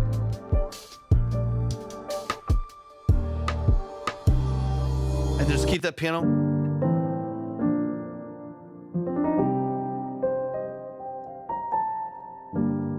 And you just keep that energy in the low end right there in the mids. Just keep that piano rolling through, maybe with a Rhodes layer. You'll still have the glue, so that'll help with the smoothness. You'll still have that sound design. You'll still have that tone and that aesthetic in the song because you're keeping some of the sound design consistent, so it doesn't feel like the song has shifted so much. That alone, I think, will give you a sense of continuity in the song while still changing progression, still changing the dynamics, still pulling out bass and some of the percussion. But it'll feel more continuous. It'll feel more connected just by keeping some things as a thread in there. Are you familiar with Robert Glasper? I don't think so. It kind of like vaguely sounds familiar. So maybe I've seen the name pop up somewhere, but I don't believe so.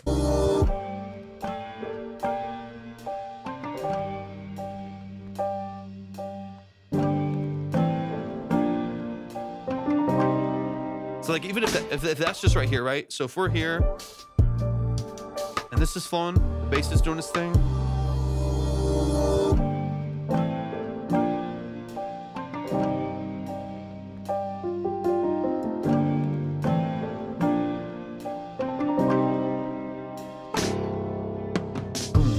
And then you move from there. That already, even though mine is a different piano, mine is already different. But you get the idea of like connecting that right there already feels less, it feels less of a left turn or a right turn. Like it feels left like we've shifted away and it feels more in line. There's a little bit more connection there. So however you see fit to do this, find a couple elements you can keep there, just doing the different thing. Think a little bit more less disconnected, right? What's up, Kyle? What's going on? Think more like you would any other typical song, and we'll rein some of that in, right? Of like, let's say a typical rock song, or it's a typical jazz band. We're talking about jazz briefly here, right? It's a typical jazz band.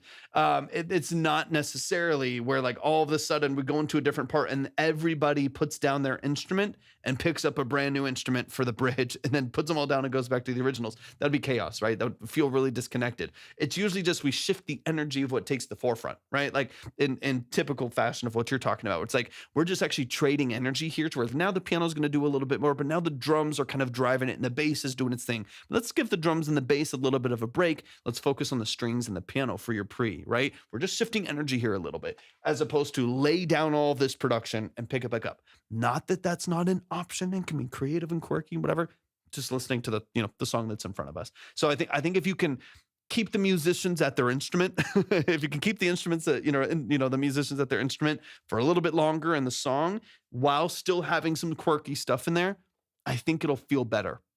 Maybe, we'll see. I can't imagine that it won't. It won't feel as disconnected. That's the only thing that I'm missing. Let's go, Kyle. Shout out to Kyle. Y'all show some love to Kyle. Show some love to Kyle. Exactly. Don't bring in a whole new band in a different key, or like reharmonize, like a new band comes in, reharmonizes the original chords, and you know what I mean? And it's not like a whole new band. It's like a whole new kind of style coming in too. It's like someone was playing a grand piano and they said, no, we'll do an upright here, you know? And then someone was like playing an upright bass for the whole hook and they said, no, we're going to bring in a Moog. It's like, it's a whole different switch of all of the things that you were just listening to. And I think that's why certain pockets of the song, and we talked about this with some other, you know, records too, and other artists, but like where it can just feel choppy, it can feel like we started right here and then started right here and then started right here. And it feels less like this continuity. It's less flow and less of a journey of a record. And need a cello, always. Bagpipes at a Metallica song. I mean, that sounds kind of fire, to be honest with you. Someone do that. I'm sure someone has. All right, okay. Anyways, that's besides the point. We get the we get the point. Okay, let's get it here. This one I don't mind. You know, this breakdown here, obviously going into like your second verse, this breakdown right here, I think feels fine, right? This feels a little bit better. All of this, I don't mind. You still have some of the quirky, weird stuff in there. Love the chorus on the lead right there. He opens it up just a little bit. I think that's beautiful.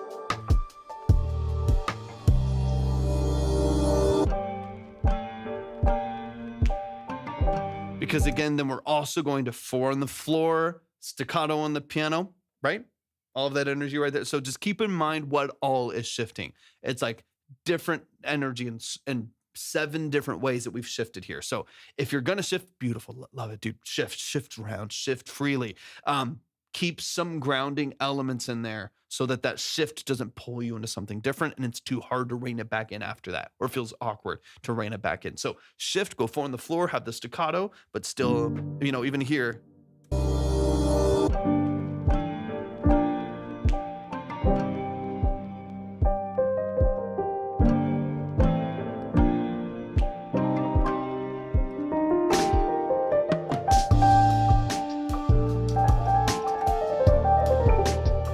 I mean, it's just a little bit of glue, a little bit of flow and movement there. Let's get into the outro here. This is better. Thank you for the follow, Zeta. Appreciate it. Because we're bringing that warmth from the piano again.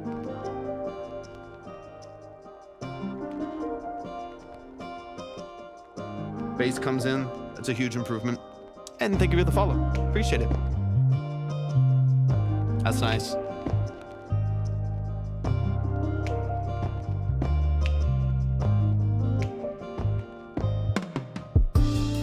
Yeah, all of that feels softer, easier.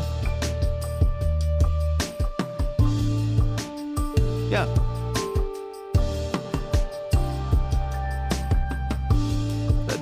All of that just needs glue and balancing and mixing stuff. I'm not worried about it. That's way better. Huge step forwards in a lot of ways here. Huge step forward. Yo, show some love. Give it up for the family. A10 Music Production right here in the chat. You know I love what you do, man. I know I've heard the song a lot of times. I know you've heard the song. For every 47 revisions of the song, each one of those revisions requires 120 listens to it as you break it down. That's a lot of listens to the song. So, man, I admire your perseverance in this record, man. They could get a massive transit ship on it. Spike the transit. I removed it. Yeah, the whole song. We talked about a lot of these different details, but the whole song feels warmer, feels softer, feels better balanced, and you haven't even really dove into the full mix yet. So I'm excited for us to, now that we've restrained certain things and suppressed them in order to balance them and make them feel a little bit more at home, now is kind of where we glue some of the lower elements and make some of those smoother elements feel more forward and feel like they have a better place in the mix, better place in the production. So this doesn't feel disjointed in any way, but it actually all flows really well together. But y'all, please show some love. A10 Music Productions right here in the chat. That is the family, man. Love and appreciate what you do so much. So much, man. Always appreciate your support and everything that you do, man. So y'all show some love to A10. Make sure that you are following. He's always looking, dude, anytime. Always looking for vocalists and people to work with. So please make sure that you follow, reach out to him, get in his DMs. Let's keep it moving. We got Cloud Peak in the building. Let me see. Let me see if I do have Cloud in here. Cloud, did you resend? Let me double check real quick. Thank y'all for the follows. I really appreciate that. If y'all are over on TikTok and you would like to submit, go to my profile, click on the link, just read through all the details there. We'll get you up on the board, ready to go. It didn't show up, Cloud, so just double check that you did send it to the current email, the track talk submission at Gmail. Just make sure that it went there. I will be updating all of this process in the next couple of days, y'all. So it'll be a lot easier soon. Venture Pals, what up? Dropped a song called Payload today. We'd love to hear what you think. Yeah, if anyone wants to submit, we're still doing consultations for the next hour or so. If you want to submit, go to my profile, click on the link, and then just read through and follow the details there. We'll get you up on the board, ready to go. If you want to see the line is up on the board, up on the other platforms. Get out of here. Boom. All right, there we go. Dun, dun, dun. Yeah, because there's not. I checked spam too, and it's not in spam either. So yeah, just double check really quick that it's copied over correctly, Cloud Peak, because it's not in there currently.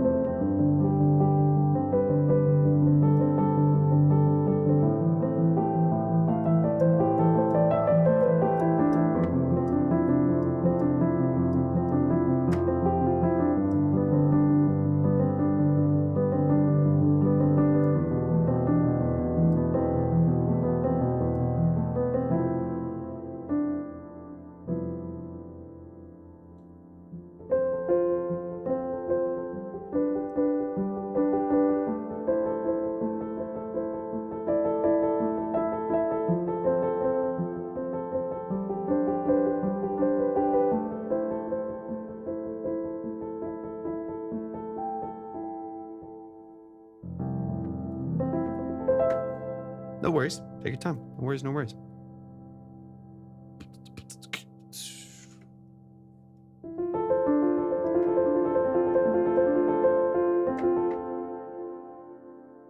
Too much reverb. Bring it down. Bring it down.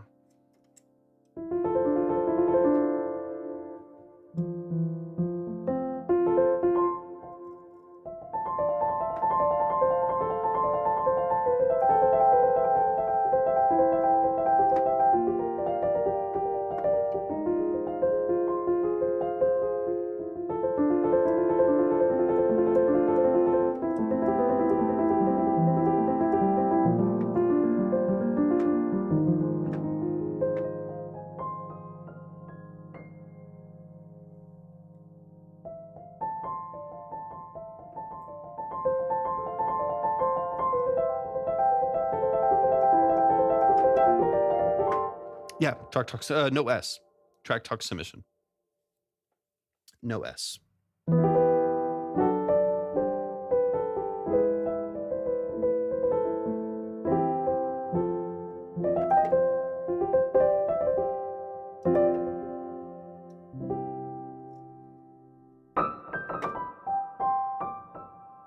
Falling always. Welcome in. How you feeling today?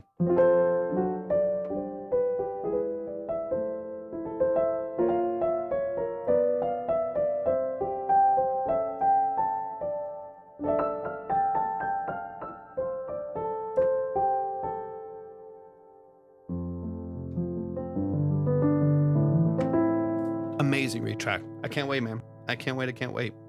I love it. I'm doing good. Falling always. I'm doing good. I'm doing good. Life is life. It's crazy sometimes, but I'm grateful to be here.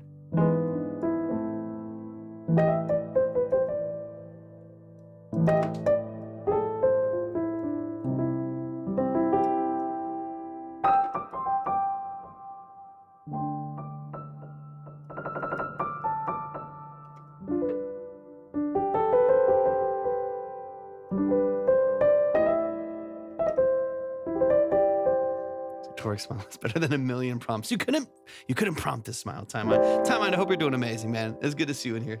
Thank you, Falling. Always appreciate it. I'm waiting on an email. Jesus. Slow down. I'm waiting on an email to come in. Until then, we will tinker.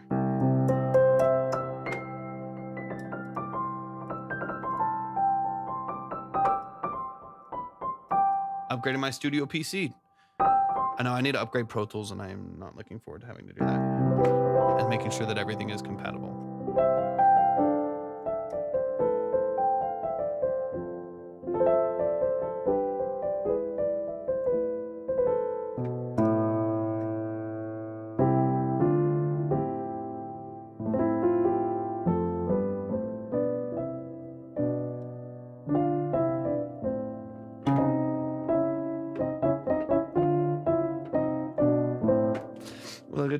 Yeah, we'd love to. I'm waiting on a couple to come in right now. I'm just waiting on like emails and everything to get organized. But if you want to submit, just go to my profile, click on the link, and then just read through all the details there. If you want to check the line, which I would encourage everybody to do before you submit, because it's not a very long live, and I want to make sure that it's really clear how many songs we have, where people are listed, and so on and so on. If you want to submit, go to the other platforms that we're live on, which is Twitch and YouTube. You can find them at my link as well. If you go to my link, you'll see both of the platforms there. The line is always up there. You can see how many songs we have left, which I'm updating right now, actually, how many songs we have left, and what the minimums are. I kind of did a PC parts picker PC build, so I customized it for Pro Tools. Should last me a while. Nice. I did that a while back. This would have been maybe maybe like 7 years ago, time means nothing to me anymore. Time is very confusing to me. I got you. CPV, you're ready to go. Time, I have no idea what time means. I don't know how. I don't know. Thank you for the follow. I don't know what time it is. I don't know what date it is. I don't know what year it is. It means nothing to me anymore. I think like post-COVID, it's just like it all fell apart, and I just don't know what happened. But I think it was like 6 or 7 years ago. I did a custom build PC for production, and it was cool. And I just went back to the Mac universe, and it works well for me. It's really efficient. It handles heat and a lot of programs really, really well, especially when I'm streaming. And I have like right now, I have TikTok Studio, which is super heavy on the computer. I have OBS, which is pretty heavy. I have Pro Tools up. I have like chat combinations. I've got browsers up. I've got all this stuff going on, and it handles it really well, which is cool. Also updating converters to double the sample rate. Ooh, what are you updating to? Okay, we got CPV in the building. CPV, give me all of. There we are. Give me all of the details. This is Fade Away. RME, hell yeah. Beautiful. This is Cloud Peak View. The song is called Fade Away. It looks to me that it's out on all platforms, and let the people know.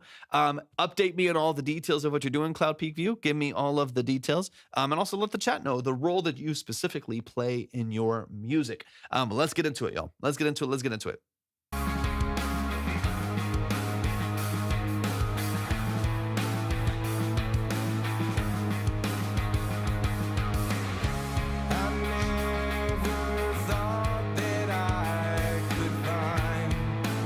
Okay, nice.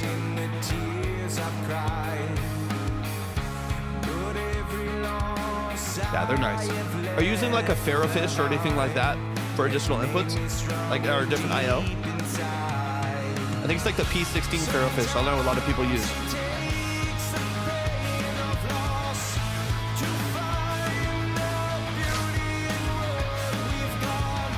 Nice. Hell yeah.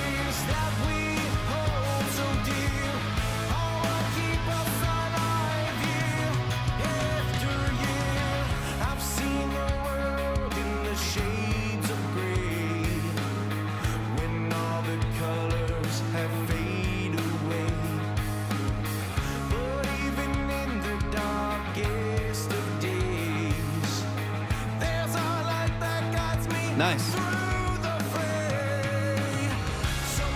So this is all you? Jordan, welcome in. It's a nice mix.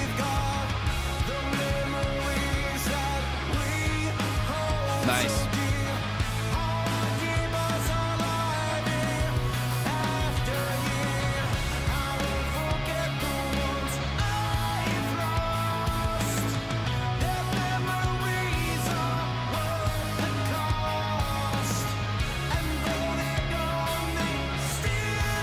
Hey, welcome in, Jordan.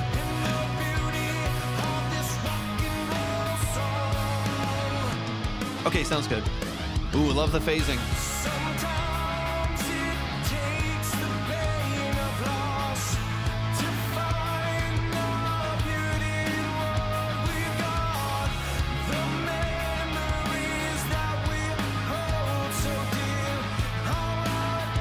I love that, man.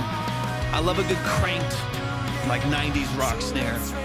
Beautiful. It's slicey, it's punchy. I was just working on drums today. Gotta get this kit set up. Hopefully getting a new one in here soon.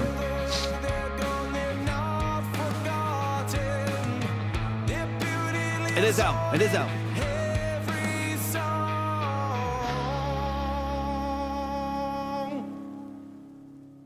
Beautiful, beautiful. Y'all show some love. That is Cloud Peak View. You can see him right here in the chat. Cloud Peak View. The song is called Fade Away. A combination of his work as well as some of his buddies who are great engineers and musicians, session musicians and stuff like that, all done in his studio. Beautiful, beautiful job. So let's talk about a couple things in here, man. Because honestly, it's a great mix. It's a great balance. Everything feels bright and wide and open.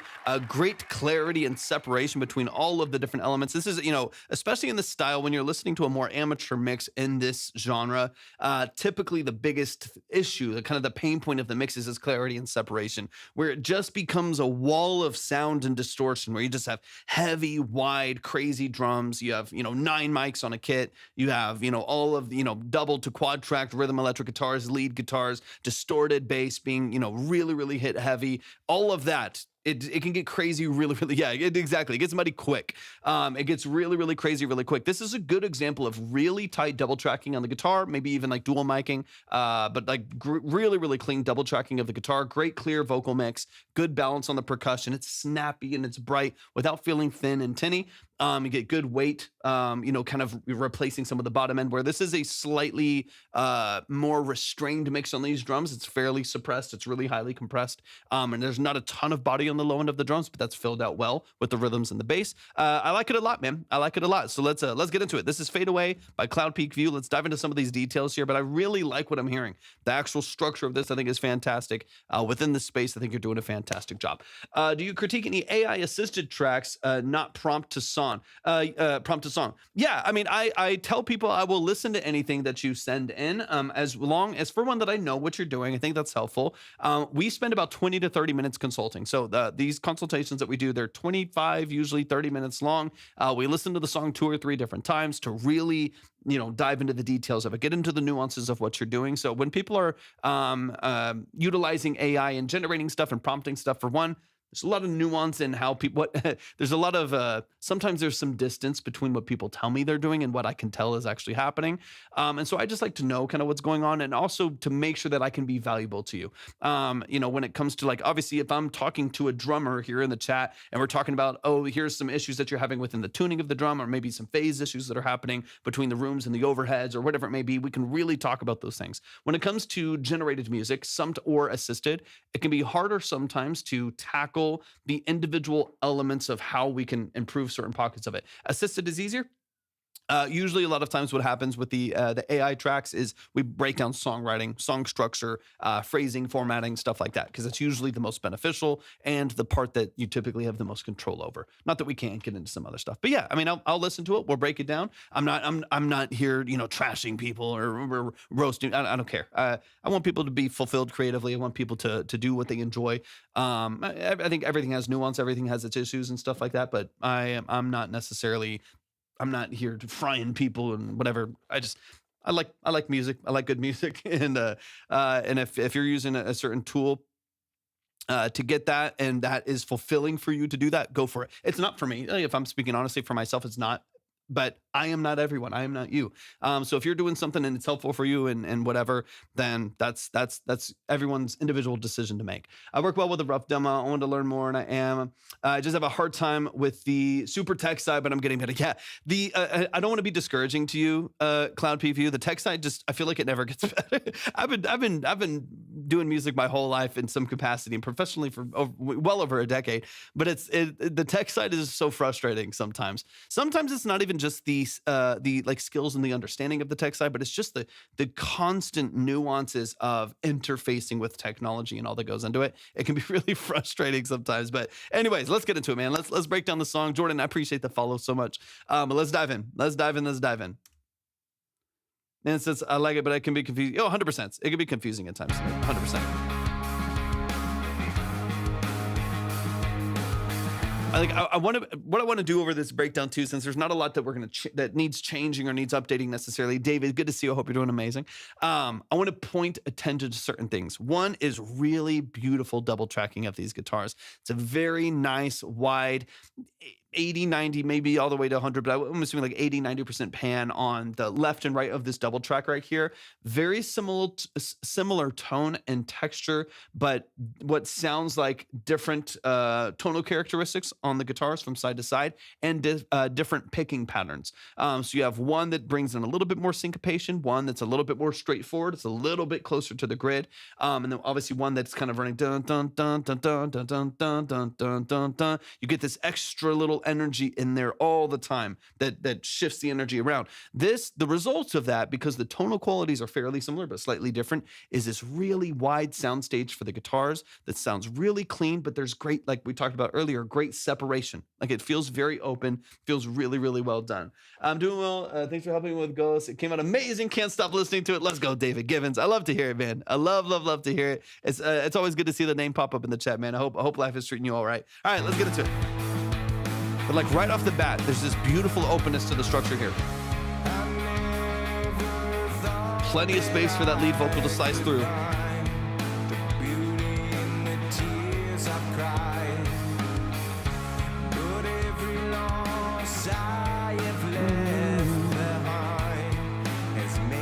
Great voice too.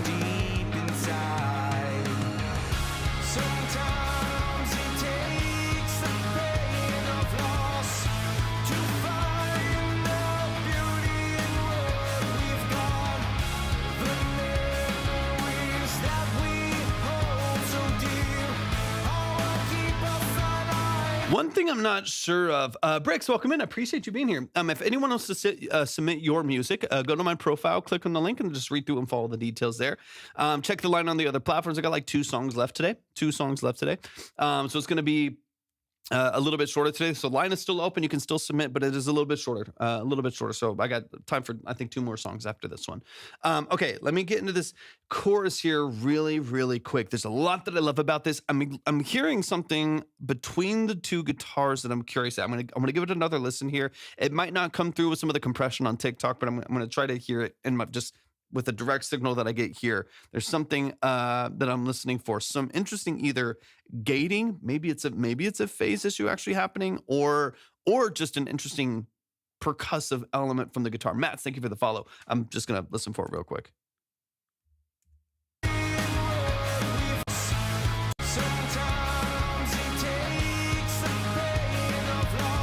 No, right there. It's definitely, there's some like phase inconsistencies that are happening. There's some like kind of cutting back and forth that's happening between the doubles. I don't know if you had, I don't know much about the actual session itself. I don't know if there was anything duplicated in the background in order to create maybe a quad track to get a little bit heavier on the hook right here. Like maybe you had a double tracked electric, but then they duplicated one to make this one still be doubled and this one then still be doubled. But every once in a while, because of some like Haas or like some shifting in timing.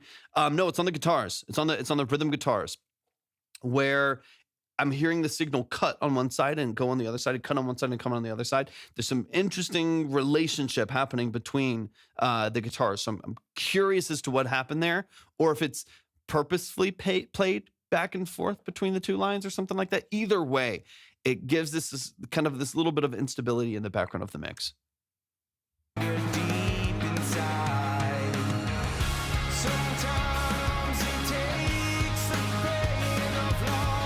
Actually, you know what it might be.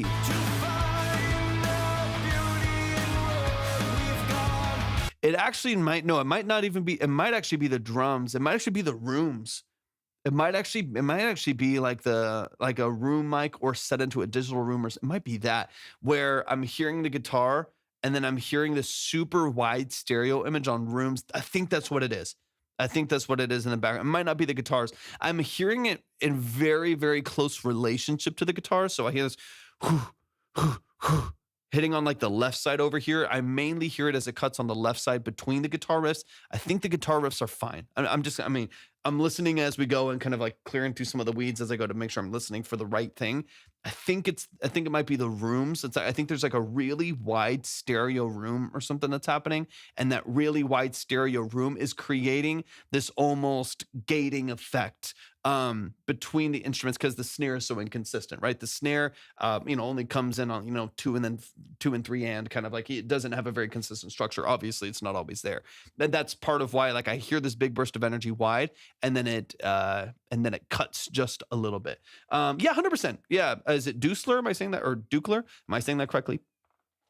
People send in instrumentals all the time, beats that they produce and stuff like that. If you want to submit, go to my profile, click on the link, just read through the details there. So I'm breaking back and forth to try and give a more grungy sound.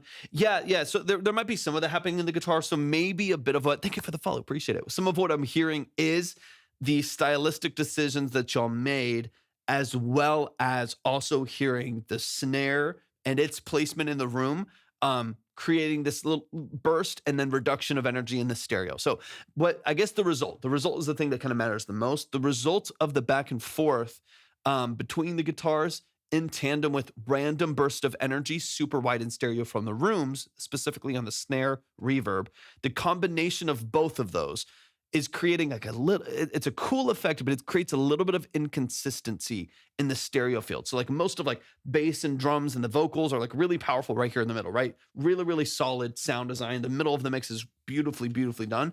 And then it's a little shaky. I want the grungy part of it, but it's a little unstable. I was like, man, I'm hearing this thing and I can't tell what it is.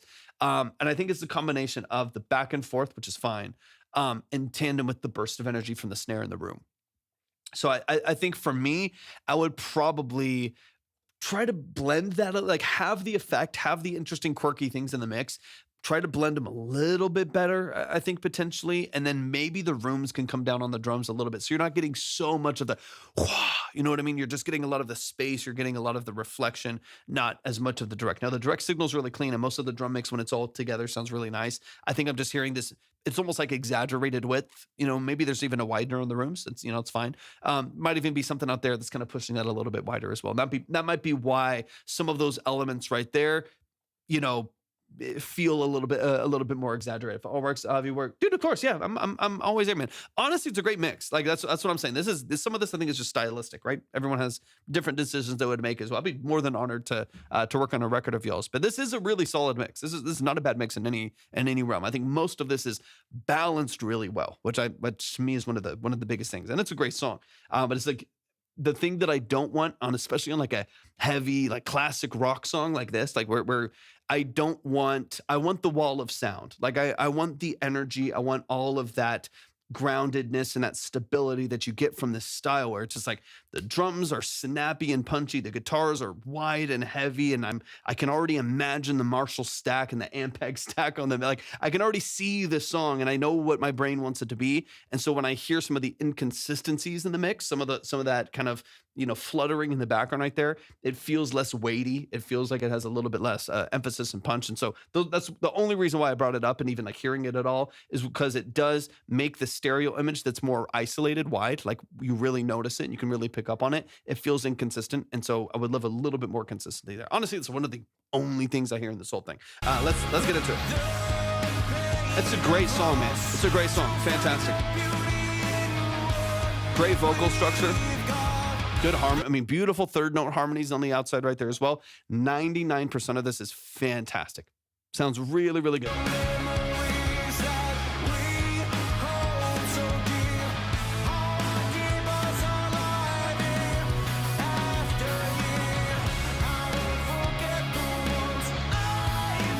Beautiful harmonies.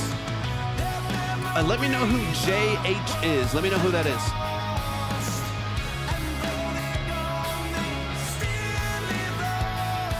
Beautiful.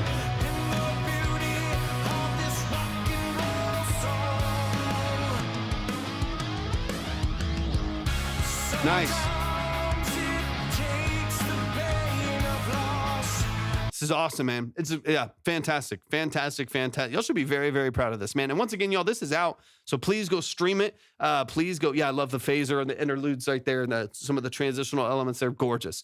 This is out. Please go stream it. Go like it. Go add it to the playlist. Go follow on Spotify. Go follow the band page right here. Beautifully done. So let's raise our voices to the sky and sing a song for those who've died. It's called "Fade Away" by Cloud Peak View. They're gone, they're not forgotten. Their beauty lives on in Yeah, I remember that. That's a legendary song. God, the tone is so good. Y'all, please give it up one time for the family. One of the OGs, Cloud Peak View. I love what y'all do. I love it. Yeah. No Place for Great, man. I think that was the first one. Vondero, thank you for following it, or for tapping in the stream. I appreciate you being here. I think No Place for Gravestones was the first one I heard. That was your second single. That's a powerhouse song. That's a stadium anthem. Y'all show some love to Cloud Peak View. I appreciate you so much. Let me know really quick who sent the 10 through the website. I just want to make sure I get you in the right place in line. And then once lost, I got your updated track as well. But let me know who initials JHR who submitted through the website. That way I can get you in the right place as well. Yeah, beautiful song. Beautiful song. We got Once Lost in the building. I got your updated email right here. Let's dive straight into it. If you would like to submit your music for a 20 to 30 minute deep dive long form consultation, go to my profile, click on the link, read through and follow the details there. If you're on any of the other platforms, you can see the line and order and minimums and stuff over there.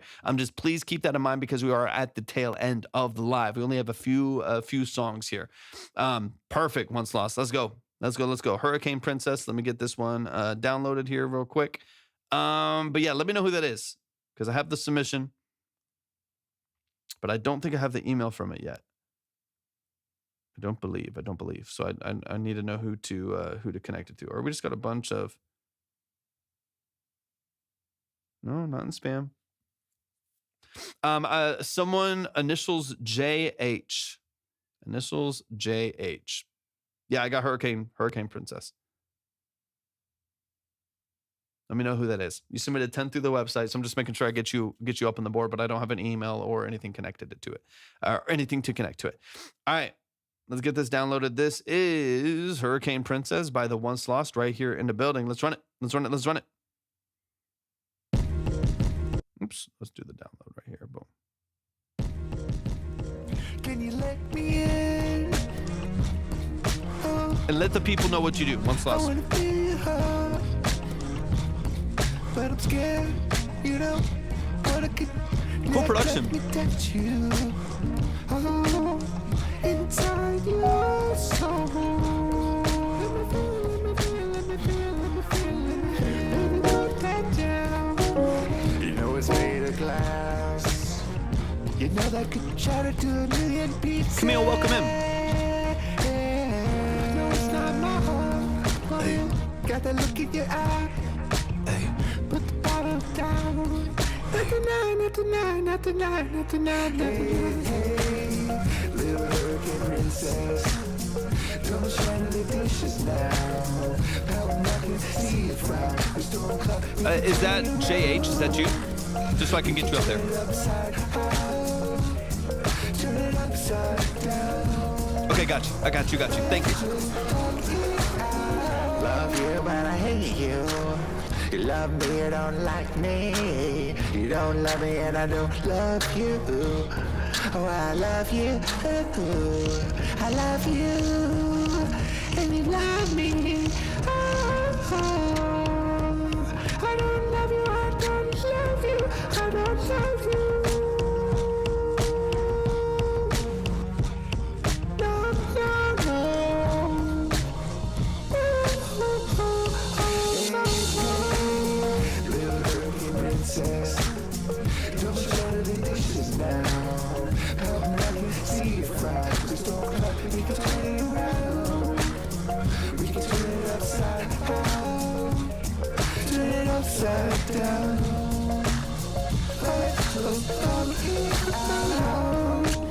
Carpa, welcome in.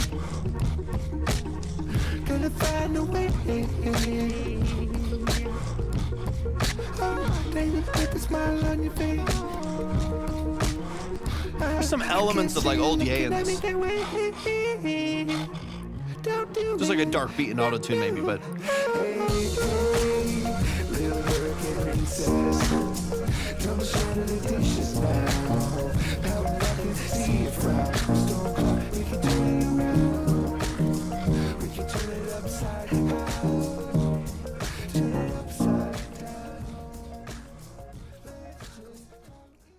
let's go. Let's go. Let's go. Y'all show some love to the one Sloss right here in the chat. Let's dive in. Let's go straight from the top.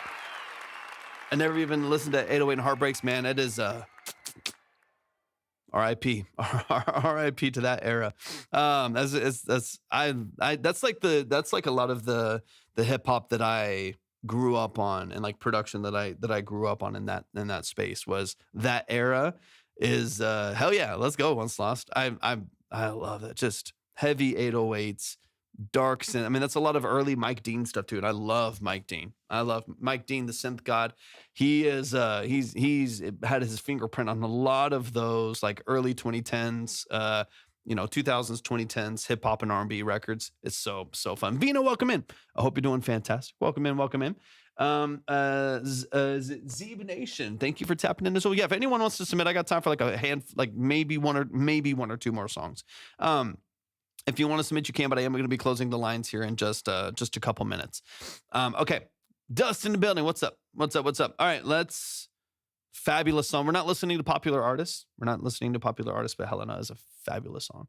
Okay. Let's run this back. Let's get it. Hurricane Princess. A couple things we'll dive into right off the bat. This is in, let me hear it again. Yeah, D sharp minor. So this whole main progression is largely doing the same. D sharp minor to A sharp minor. That's the whole structure. That's pretty much the whole song loops off of that. That early progression right there.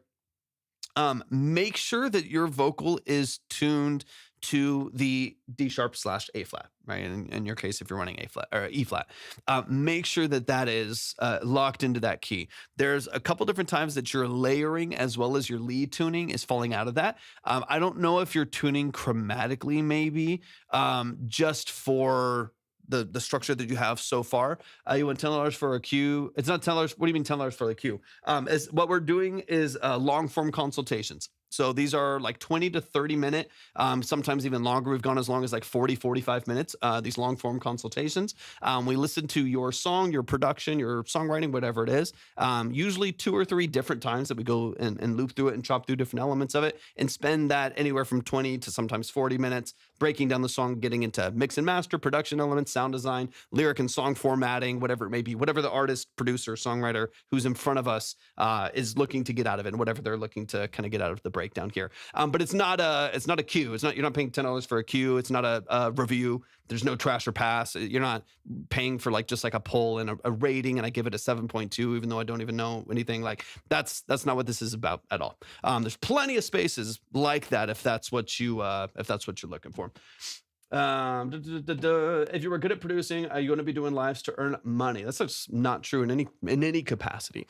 That's not even, this is not my job full time. My job full time is actually just music. And you can do whatever you want. You feel free to leave, feel free to swipe by. There's tons of people on here. I feel no qualms with that whatsoever. I want you to be able to do whatever you feel like is fulfilling for you and fun for you. Okay, let's get into this background here. I have it. No, I'm using blues scale. What's your reasoning behind using most of your production structure here? So there's an A in there. Okay, so what's your reasoning behind using the blues scale for? So you're getting a little bit of kind of those like accidentals in there, which is part of, I guess, maybe why we're getting some tension, some dissonance between like the layers of your harmonies and stuff in there. That is where, I think that's where we're getting a lot of that tension. Scuba Steve, what's up? Richard, welcome in. That's where you're getting a lot of that tension in the background. Okay.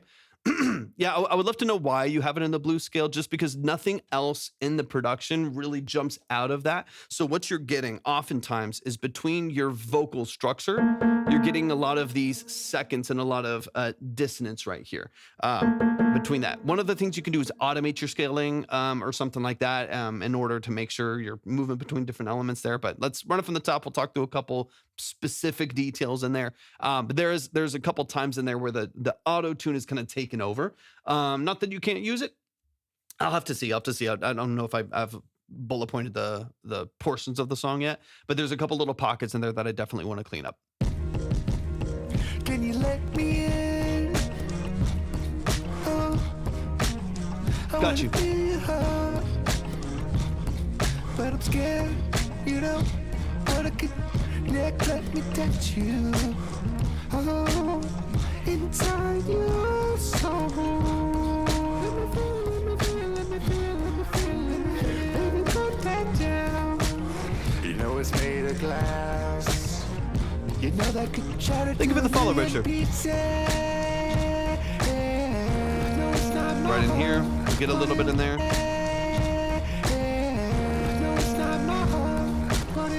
Got that look in your eye.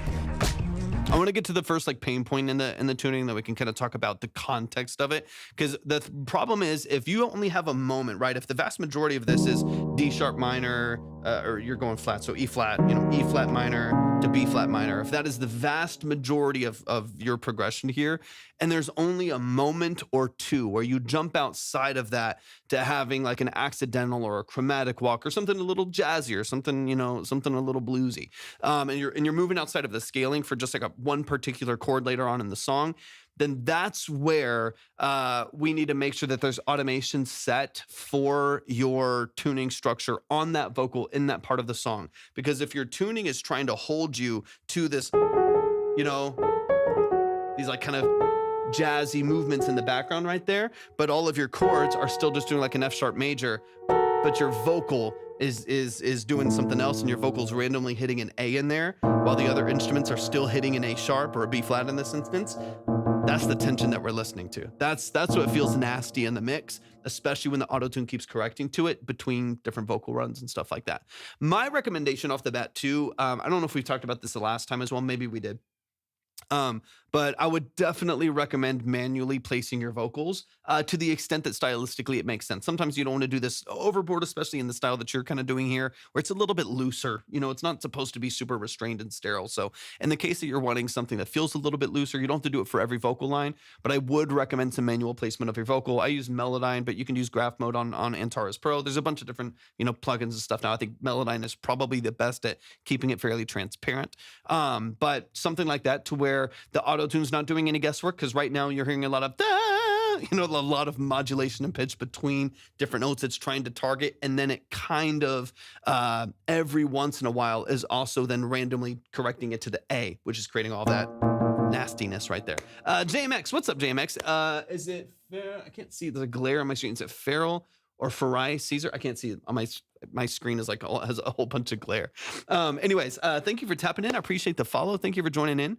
But yeah, that's kind of what I'm talking about. I do have basic Melodyne. That's all you need. You don't need anything crazy. But I would then get in. I am an artist. Being an artist is not the thing that I do for a living. I work full time as an engineer, producer, and session musician. I do a lot of session stuff, which is really fun. But that's what I do for a living. And I am an artist, and that is something that I do. But it's not like the thing that makes me money. It's something that I really enjoy doing that I wish I could do more of. But yeah, that's not like my primary source of income or anything like that.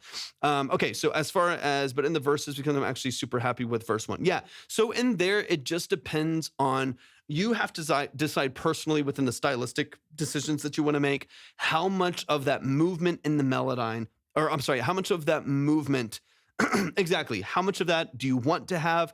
When does it take you out? Because the thing that I then question, maybe we talked about this with the last song, but the thing that I'm always questioning is, or how I want people to perceive things is, what melody am I singing with you, right? Like when you want other people to sing your song, what should they do?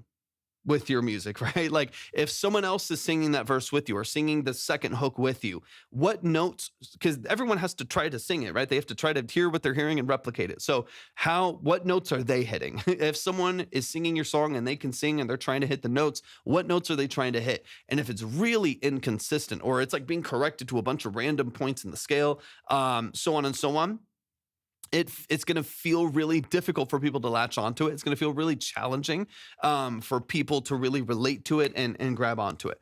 No surprise, incredible, no question. Oh no! Oh, sorry. I was like reading a different thing right here. So there's some warbling that you can have in there, some modulation and pitch. It's going to be natural, and you're going to hear the autotune catch it a little bit. If you like some of that, keep some of that in there. There's some parts where it's definitely too much, and it's impossible to hear what the note is because you're hearing a balance and like two semitones bouncing back and forth, and it's getting lost. So if I am a fan of your music and I want to sing the song that you're putting out to the world, I have no idea what note to hit. So there needs to be some level of clarity of note, some level of clarity of melody so that I know like, hey, we're in the hook. Here's the melody that we're singing. Here's how I can be a part of this equation. Otherwise, I'll feel very distant from the song and I'm just hearing you do your thing. But what you want is for people to hear the song for the first time and it's stuck in their head. It's catchy. It's repetitive. It's got great movement to it. And then people grab it and take it on as their own and they're humming it later on while they're cooking dinner and so on and so on. Like you want people to be able to really latch onto it. If that melody is far too inconsistent, it'll just be way too challenging. It'll be way too challenging for people to really gravitate to those melodies. TC on Nice Room. Yeah, thank you. I appreciate you, man. I appreciate it. I use my music review. Jan, keep in mind these are really long form consultation. So people can, of course, the review space is very, it's very prevalent. These are like 25 to 30 minute consultations. They take, a long time. We usually spend that time listening to the track 2 or 3 different times, diving into the details of it, kind of like we're talking about now. In this case, just talking about tuning structure for vocals. They are very long. So it's not like a quick review that's like really fast and we just move through it really, really briefly. It takes a long time. It's a bit of an investment just to spend that amount of time on it. But if you do want to submit for that, you can go to my profile, click on the link, and then read through and follow the details. We are not listening to popular artists, so don't send in popular artists, but we are listening to independent underground artists, musicians, producers, engineers, songwriters, so on and so on. Any style, any level of preparedness. On the clock at my job, can I ask the position? The queue is always up. Queue is always up on the other platforms. So you can keep a tab open. If you go to Twitch or YouTube, you can find the links at my profile.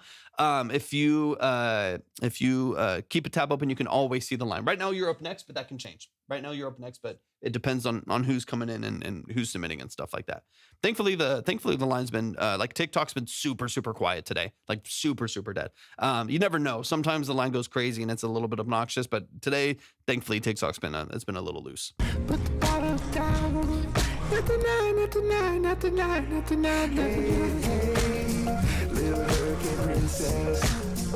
Don't shine the dishes now. So like those background doubles, because those are technically based on what you're trying to hit, based on at least my perception on them. They're supposed to be doubles. Hey, hey, dun dun dun dun dun dun dun dun dun. Like they're supposed to be a little bit more locked into those pitch, and they're separate. So that's where I want that manual correction. I don't want to hear that this is your hook. It should be locked in. It should be really consistent. Keep those melodic structures a little bit cleaner, a little bit more concise. Because right now the floating between the different notes, where your double is it? Because again, you have 2 vocals sitting side by side, supposed to be doing the same thing, and then one of them does a different note. One of them switches down here and one of them still up here. Where do I go? Which melody should I follow, since they're kind of sitting in the same place doing 2 different things? That's where it's like we need to latch those. We need to make sure that they're both doing the same thing, so it is a clean double, feels really, really pure, really connected. Otherwise, if it's two of the same thing doing 2 different things, it's gonna be really consistent or really confusing to listen to. So should I remove autotune in the doubles though, or just melodine it? I mean, loosen the autotune. You can keep the autotune, but you just got to make sure that the vocals are doing the same thing. Because again, keep in mind that every change in pitch is caught by the autotune and forced into key, right? Especially with the really low, you have a 0 to 5 millisecond retune speed. It's very fast. So that being the case, you hear every small, like if your vibrato is too wide, it'll catch it and change it to a note, right? Every little movement right there is going to be caught by the autotune. So if you are going to do full autotune on doubles like that, you can. There's nothing wrong with that. You can do creatively whatever you want to do. if you're going to do it on multiple stacks of vocals like that, it is just going to be challenging if you're not going to smooth out all of those vocals. So if you have, a stack of 3 or 4 vocals that are handling this lead melody right here, and half of the ones in the background are moving around a whole lot and they're changing a bunch of pitch, they're, modulating to different things, they're being caught by the auto-tune, then it's going to sound really muddy and really noisy, and it's going to be constantly changing in the background. Jan, no, it's not. They are paid services. So that if you're going to do stacks of vocals and tune them, I would make sure that they're all smoothed out manually and doing the same thing, or harmonizing in the same structure, but largely, stuck together. So it feels really consistent. It feels really connected. Thank you for the follow. I appreciate it. Right now, how it sounds now on the chord. Exactly. So if you want them to be loose and not hear the autotune kick in, then just manually correct them. Lower your read, manually correct the lead melody and the background melodies to be exactly what you want it to be, so they're doing the same thing. And if you don't want to auto-tune the back one, then just leave it as a corrected melodined, more raw vocal, more dry vocal in the background, and or slower the read tune to like 30 to 40 milliseconds. 30 to 40 milliseconds will allow a little bit more natural vibrato to cut in without it attacking the pitch, because by the time it's read that pitch in that 40 milliseconds, you're already back down to the note, and it's not modulating as much. Also through Melodyne, if you do find that your vibrato is really wide on certain parts and it's just really fucking up the pitch correction, it's messing you up, you can lower I don't know if on the basic version of Melodyne you can. I'm not positive. It's been a while since I've had the first one, but you can usually change modulation control and slim down some of those vibratos so they don't modulate into another semitone, and it keeps it a little bit more consistent. Anyways, that to me is one of the biggest things, because the tuning structure on this to me is making it nearly impossible in certain parts of the song to hear what's going on in the melody and even be able to like appreciate the lyric and appreciate the melody that you have and find it catchy and find it engaging.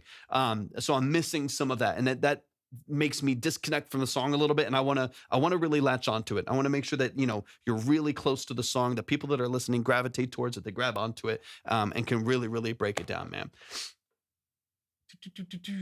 Good luck, bro. Very informative view. Hope you start to earn by your music. Hey, thank you so much, Jan. I appreciate that. That's very, very kind of you. I appreciate that a lot. I do too. It's like anything in life. Like anything in life, it takes you putting in the effort. I spend so much time on other people's music. I just don't spend any on mine. And so it is everything that I talk about for everyone else, having to put that effort into my own stuff it's a challenge these days. I've just been working too much. But I do hope I have plans to. It'd be really cool to do a lot more of that. I have stuff out there, but it's few and far in between. All right, let's push a little bit farther into the structure here. So like in here. Thank you for the follow. I appreciate it. And you love me. I don't love you. I don't love you. I don't love you. Like all of those movements.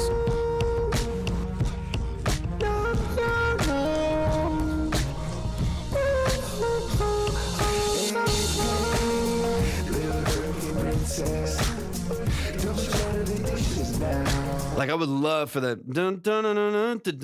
I would love for that to feel like really sharp and really punchy. You know what I mean? Like I would love for that to feel really, especially on the hook. Float away a little bit after that if you want to, but I want that to feel connected. Hey, dun, dun, dun, dun, dun, dun, dun. Like I want that to feel like really, really locked in. I also want the chorus to sound punchy, but I might leave in some of those modulations on the verses. Yeah, again, there's so much taste that is involved in this, right? Like this, and I'm going to throw this out there too.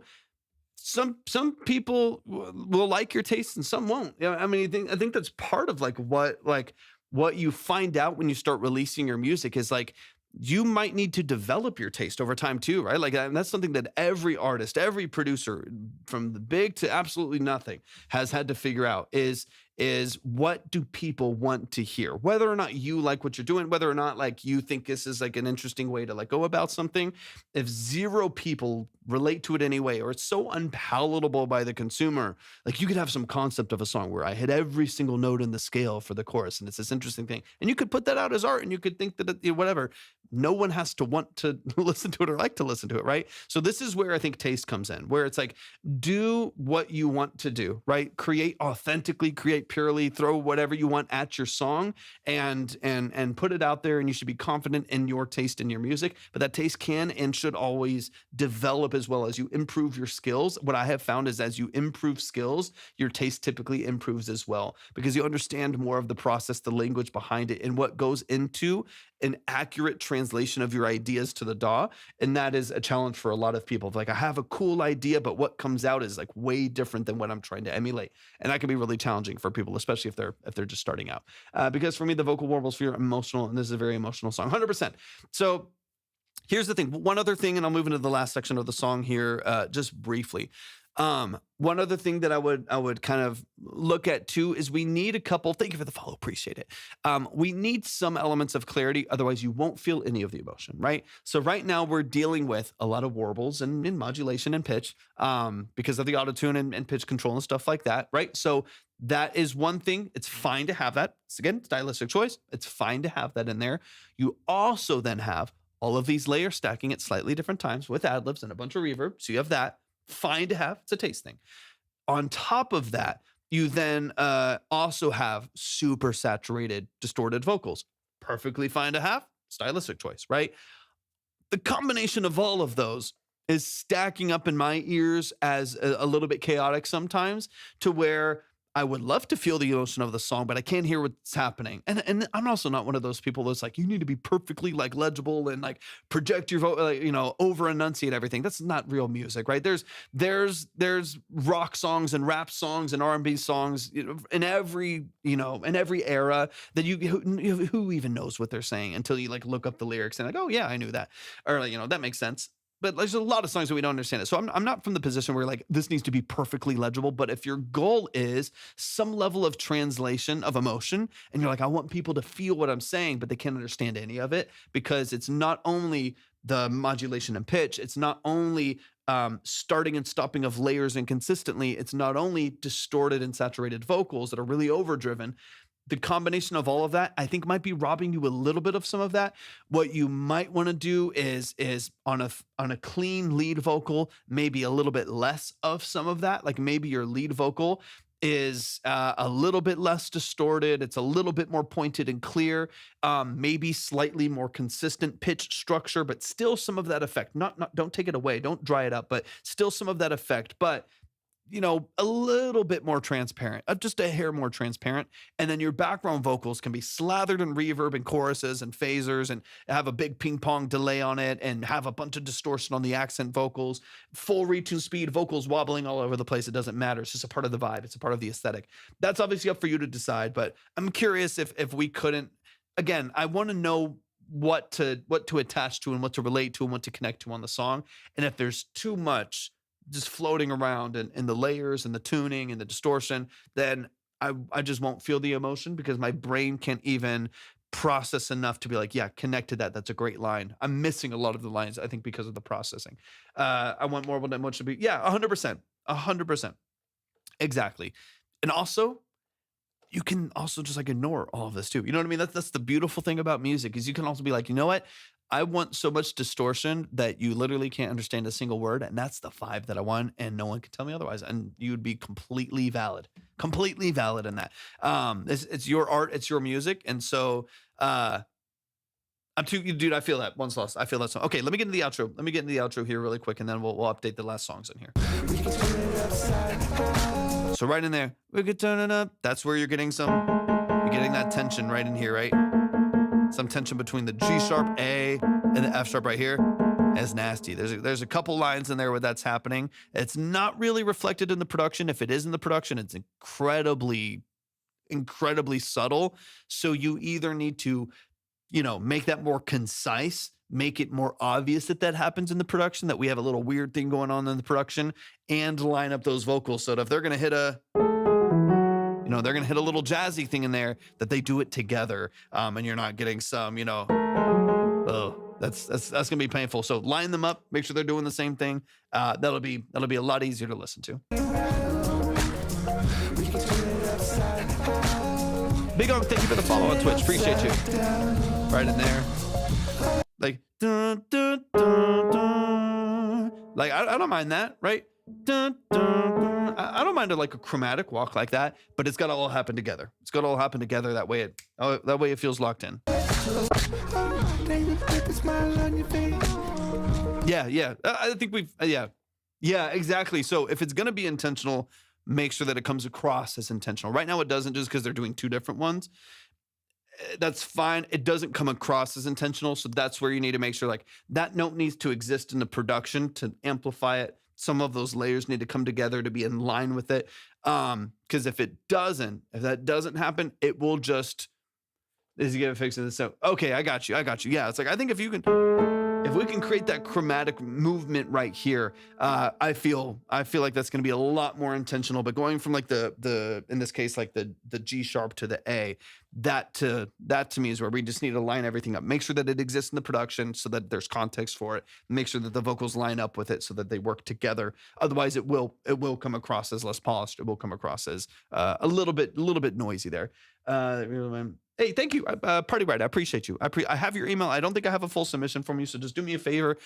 Make sure that you go to my profile, click on the link, and then read through and follow the steps right there from the top. I think I have the email, but I just want to make sure that I get you in line with everyone else. And then we will be closing up the line here in a second. All right, let me hear the outro just real quick. Yeah, I feel that.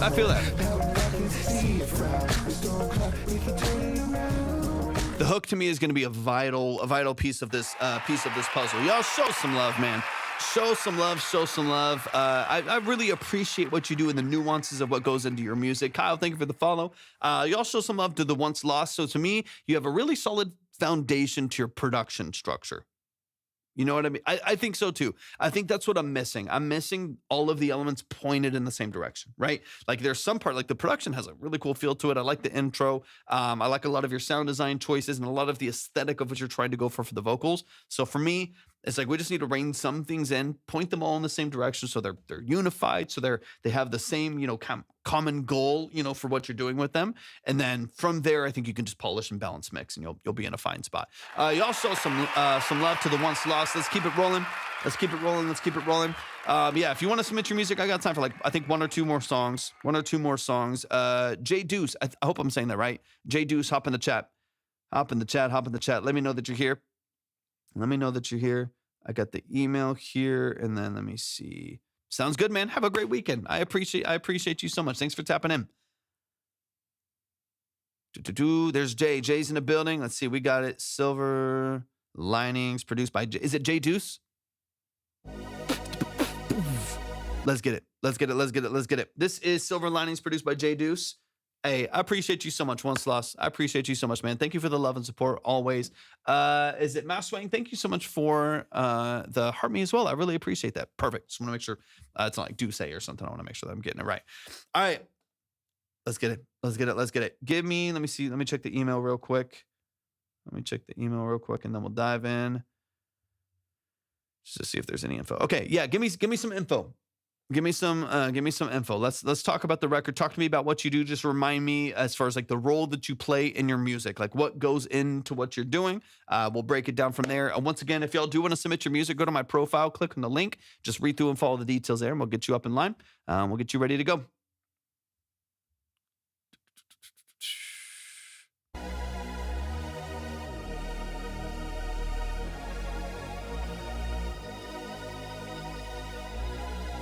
Welcome in, y'all. Welcome in.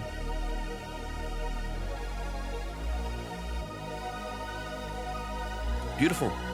Synths are my thing. So you're in the right place.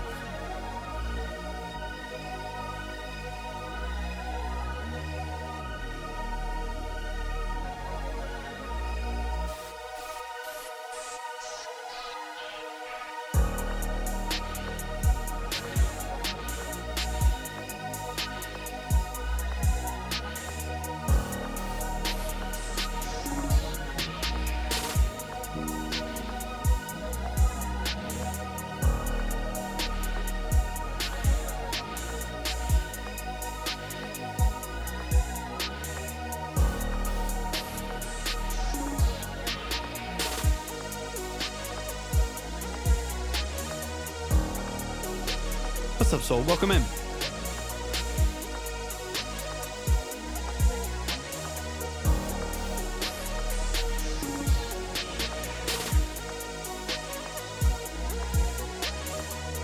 I love that you did all this on GarageBand too. That's awesome.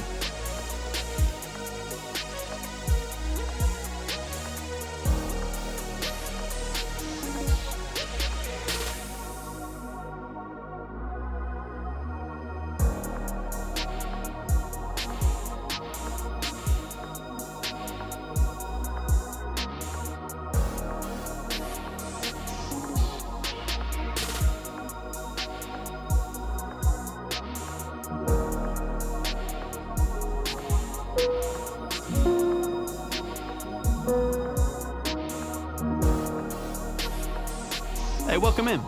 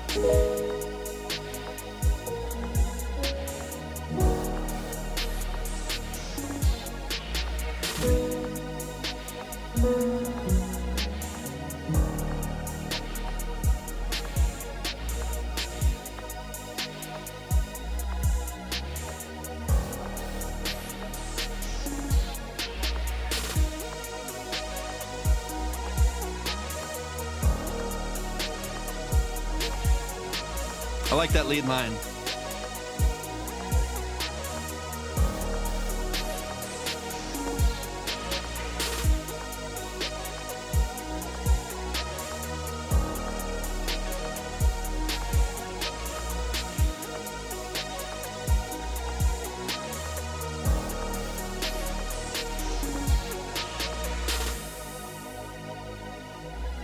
Thank you for the follow. Appreciate it.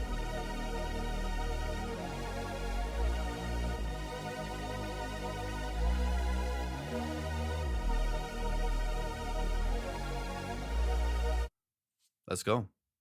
Let's go. Let's go, y'all. Show some love.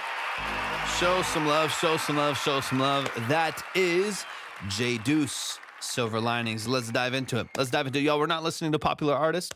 This is all for independent artists, underground artists, producers, musicians, session musicians, engineers, so on and so on. That's what this whole live stream is about. So no popular artists unless you are directly connected to it. If you were the session musician on Purple Rain, and you played like Rhodes in the background or something, then maybe we'll check it out. We can talk with you about your process and stuff like that, and break it down a little bit. But these are 20 to 30 minute consultations for artists, producers, musicians, songwriters, so on and so on. But that's the structure of the live stream here. If you want to submit for that, if you want to get your music on the board, maybe I'll take one more song after this. If not, I'll close it up here. But you can go to my profile, click on the link, and then just read through and follow the steps there. Otherwise, I am going to close up the line here in a minute. All right, this is Silver Linings by Duce. So one of the biggest things, we're about to dive into it. We're about to dive into it and get in some of the details here. One of the biggest things that I want you to focus on, most of your like sound design choices, I don't mind. I mean, synths are my thing. I've been playing piano since I was 6 years old. I've got a whole bunch of analog synths and stuff in here. I love synths and keys. That's my world. That's the stuff that I do the most of for my work. So I love listening to a good synth heavy track, even in like the hip hop and R&B space. Raising Grace, good to see you. I hope you're doing amazing. It has been a long time. Hope you're doing all right. I love hearing these synths. So you have some good sound design choices in here. One of the things that I think is going to be really important for you to do is beat structure, right? Is when do you add and take away elements for dynamics? Are there any points in which we change progression? How can we have some pattern recognition so that it feels catchy, especially when you get an artist on here or vocalist on here, whatever it may be. But how is this not too repetitive, right? Where it's like I'm hearing the exact same loops copied over.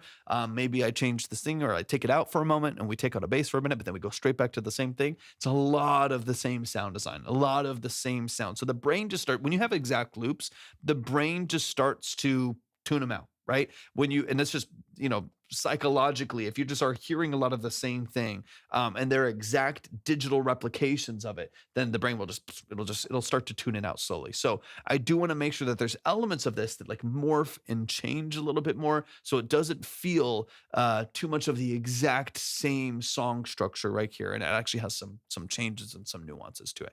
We'll talk about a couple little production details too. I can understand you easily because your pronunciation is so clear. Thank you. I appreciate that. It's not something I've ever really thought about. Is it Galdo? Thank you so much for the finger heart. I hope I said your name correctly. Thank you so much for the finger heart. I appreciate that a lot. All right, let's back it up. Like great, I mean, nice little LFO, nice little movement right here.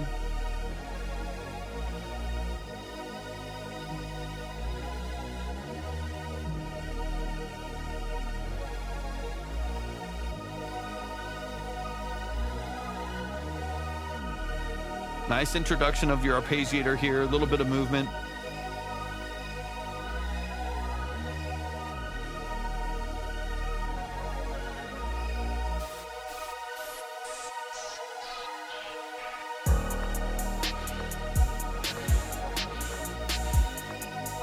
Okay, so let's talk about a couple.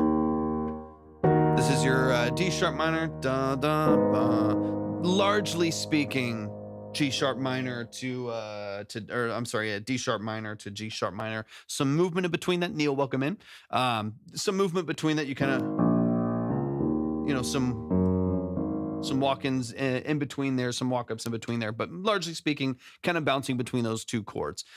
Between those two chords here, there's a couple things that I want to get into. One is that is the exact transition and exact phrasing that happens for those progressions the entire song. And it's a 4-minute production, right? You can maybe get away with this a little bit with some small production changes. If this is 1:45, 2 minutes, maybe you can maybe get away with a little bit of that. But in this context where this is a 4-minute production, that's a lot of repetition of the exact same progression. So one of my first recommendations is that we have some, and again, this has nothing to do with whether you use Pro Tools or GarageBand. This is just song structure and beat structure. Have some moments where we change progression or change the movements in the progression. So like one is like right here, starting here.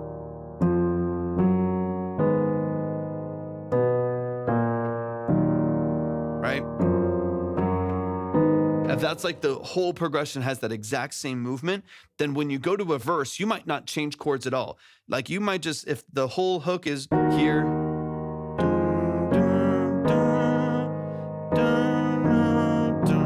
and that's the whole verse, when you go to the actual beat breakdown for the verse, maybe you just hold on the D sharp for a while.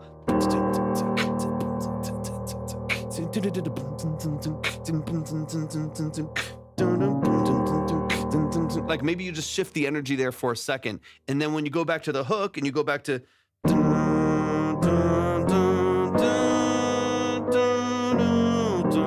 that feels like it matters more, right? Because now there's all this movement. You can even add some horns in the background right there that could make it sound really cool. Like you can build up that hook to feel like it's its own entity. It owns its own space in the song, and you go back to the verse and it just have a heavy 808 at the bottom end with that low piano that you already have right there, the low octave of the D sharp. Like you can still keep some of that energy there, but it's not there. And then you have this exact same progression, exact same bass line, exact same chord progression over the top, but it shifts. And the song breathes a little bit more that way because it morphs and it changes, and you're following a little bit more of a interesting movement. Too much of that same progression it'll make it monotonous really fast. Even if it's a cool sound, even if it's great synths, I love the synths. Even if it's a really cool song and the vocals are awesome, like too much of the same thing, even if it's a good thing, will become monotonous. And so I think small changes in progression by taking out some of the chords, shifting to different chords, I think can be really, really powerful in a song like this. Quick note on the snare really quick. I don't mind the snare that's there. What I would probably recommend, there's a bunch of reverb on that snare.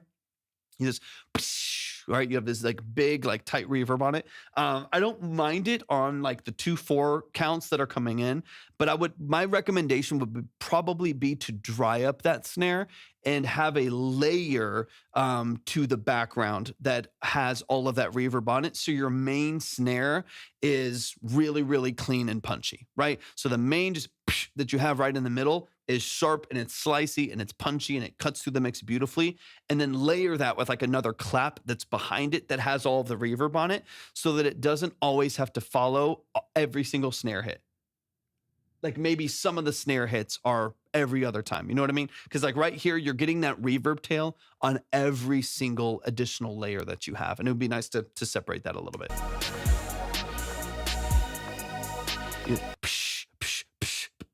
It'd be nice to like just have that reverb on like the 2 and 4 and the snare is on its own in between.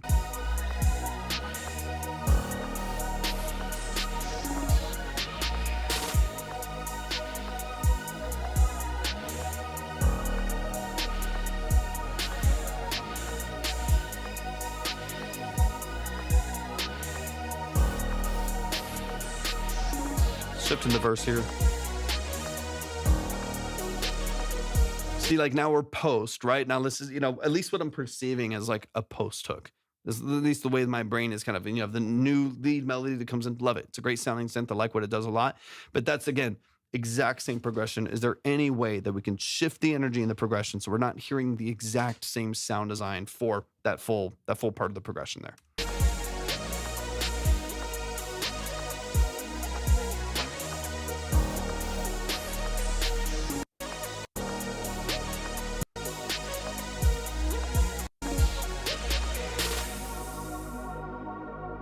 So if this is verse here, this is where I would change progression. This is where I would like go into just a completely different mode, go down to that sound design, go down to those pads and those synths in the background, but just hold on the D sharp or something, right? Change the energy there a little bit. Maybe just the D sharp to C sharp, boom, right? And that's the only little walk or move that you have right there. Some small change will make a huge difference there.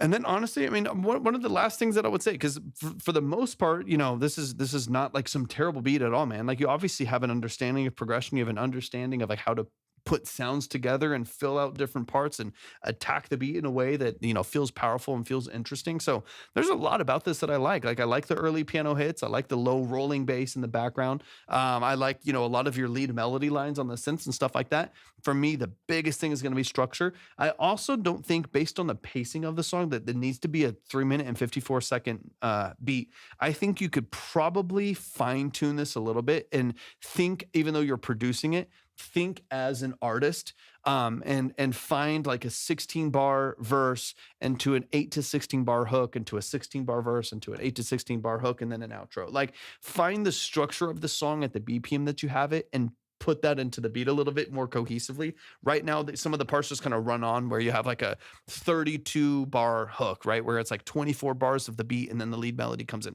like really, really spread out. Think about like what a hook would be and then fine tune it and formulate it in a way that is a little bit more concise.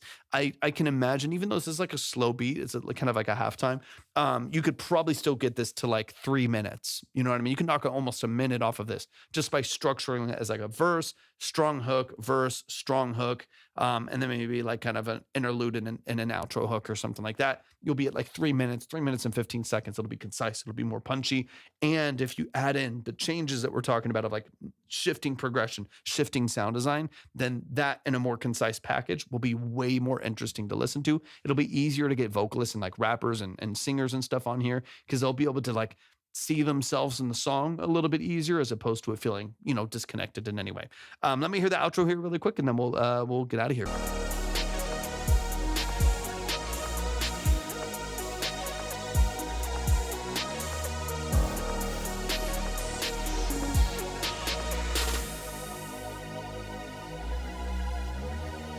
Really like, yeah, I mean, I really like the synth work, of course. That's my favorite thing anyways, but I really like the synth work. Good sound design. I like the shimmer. I like the weight on the low end. Yeah, I like it a lot. There's a lot of good things going on here, man. Y'all please show some love. Please show some love, show some love. That is Duce, J Duce.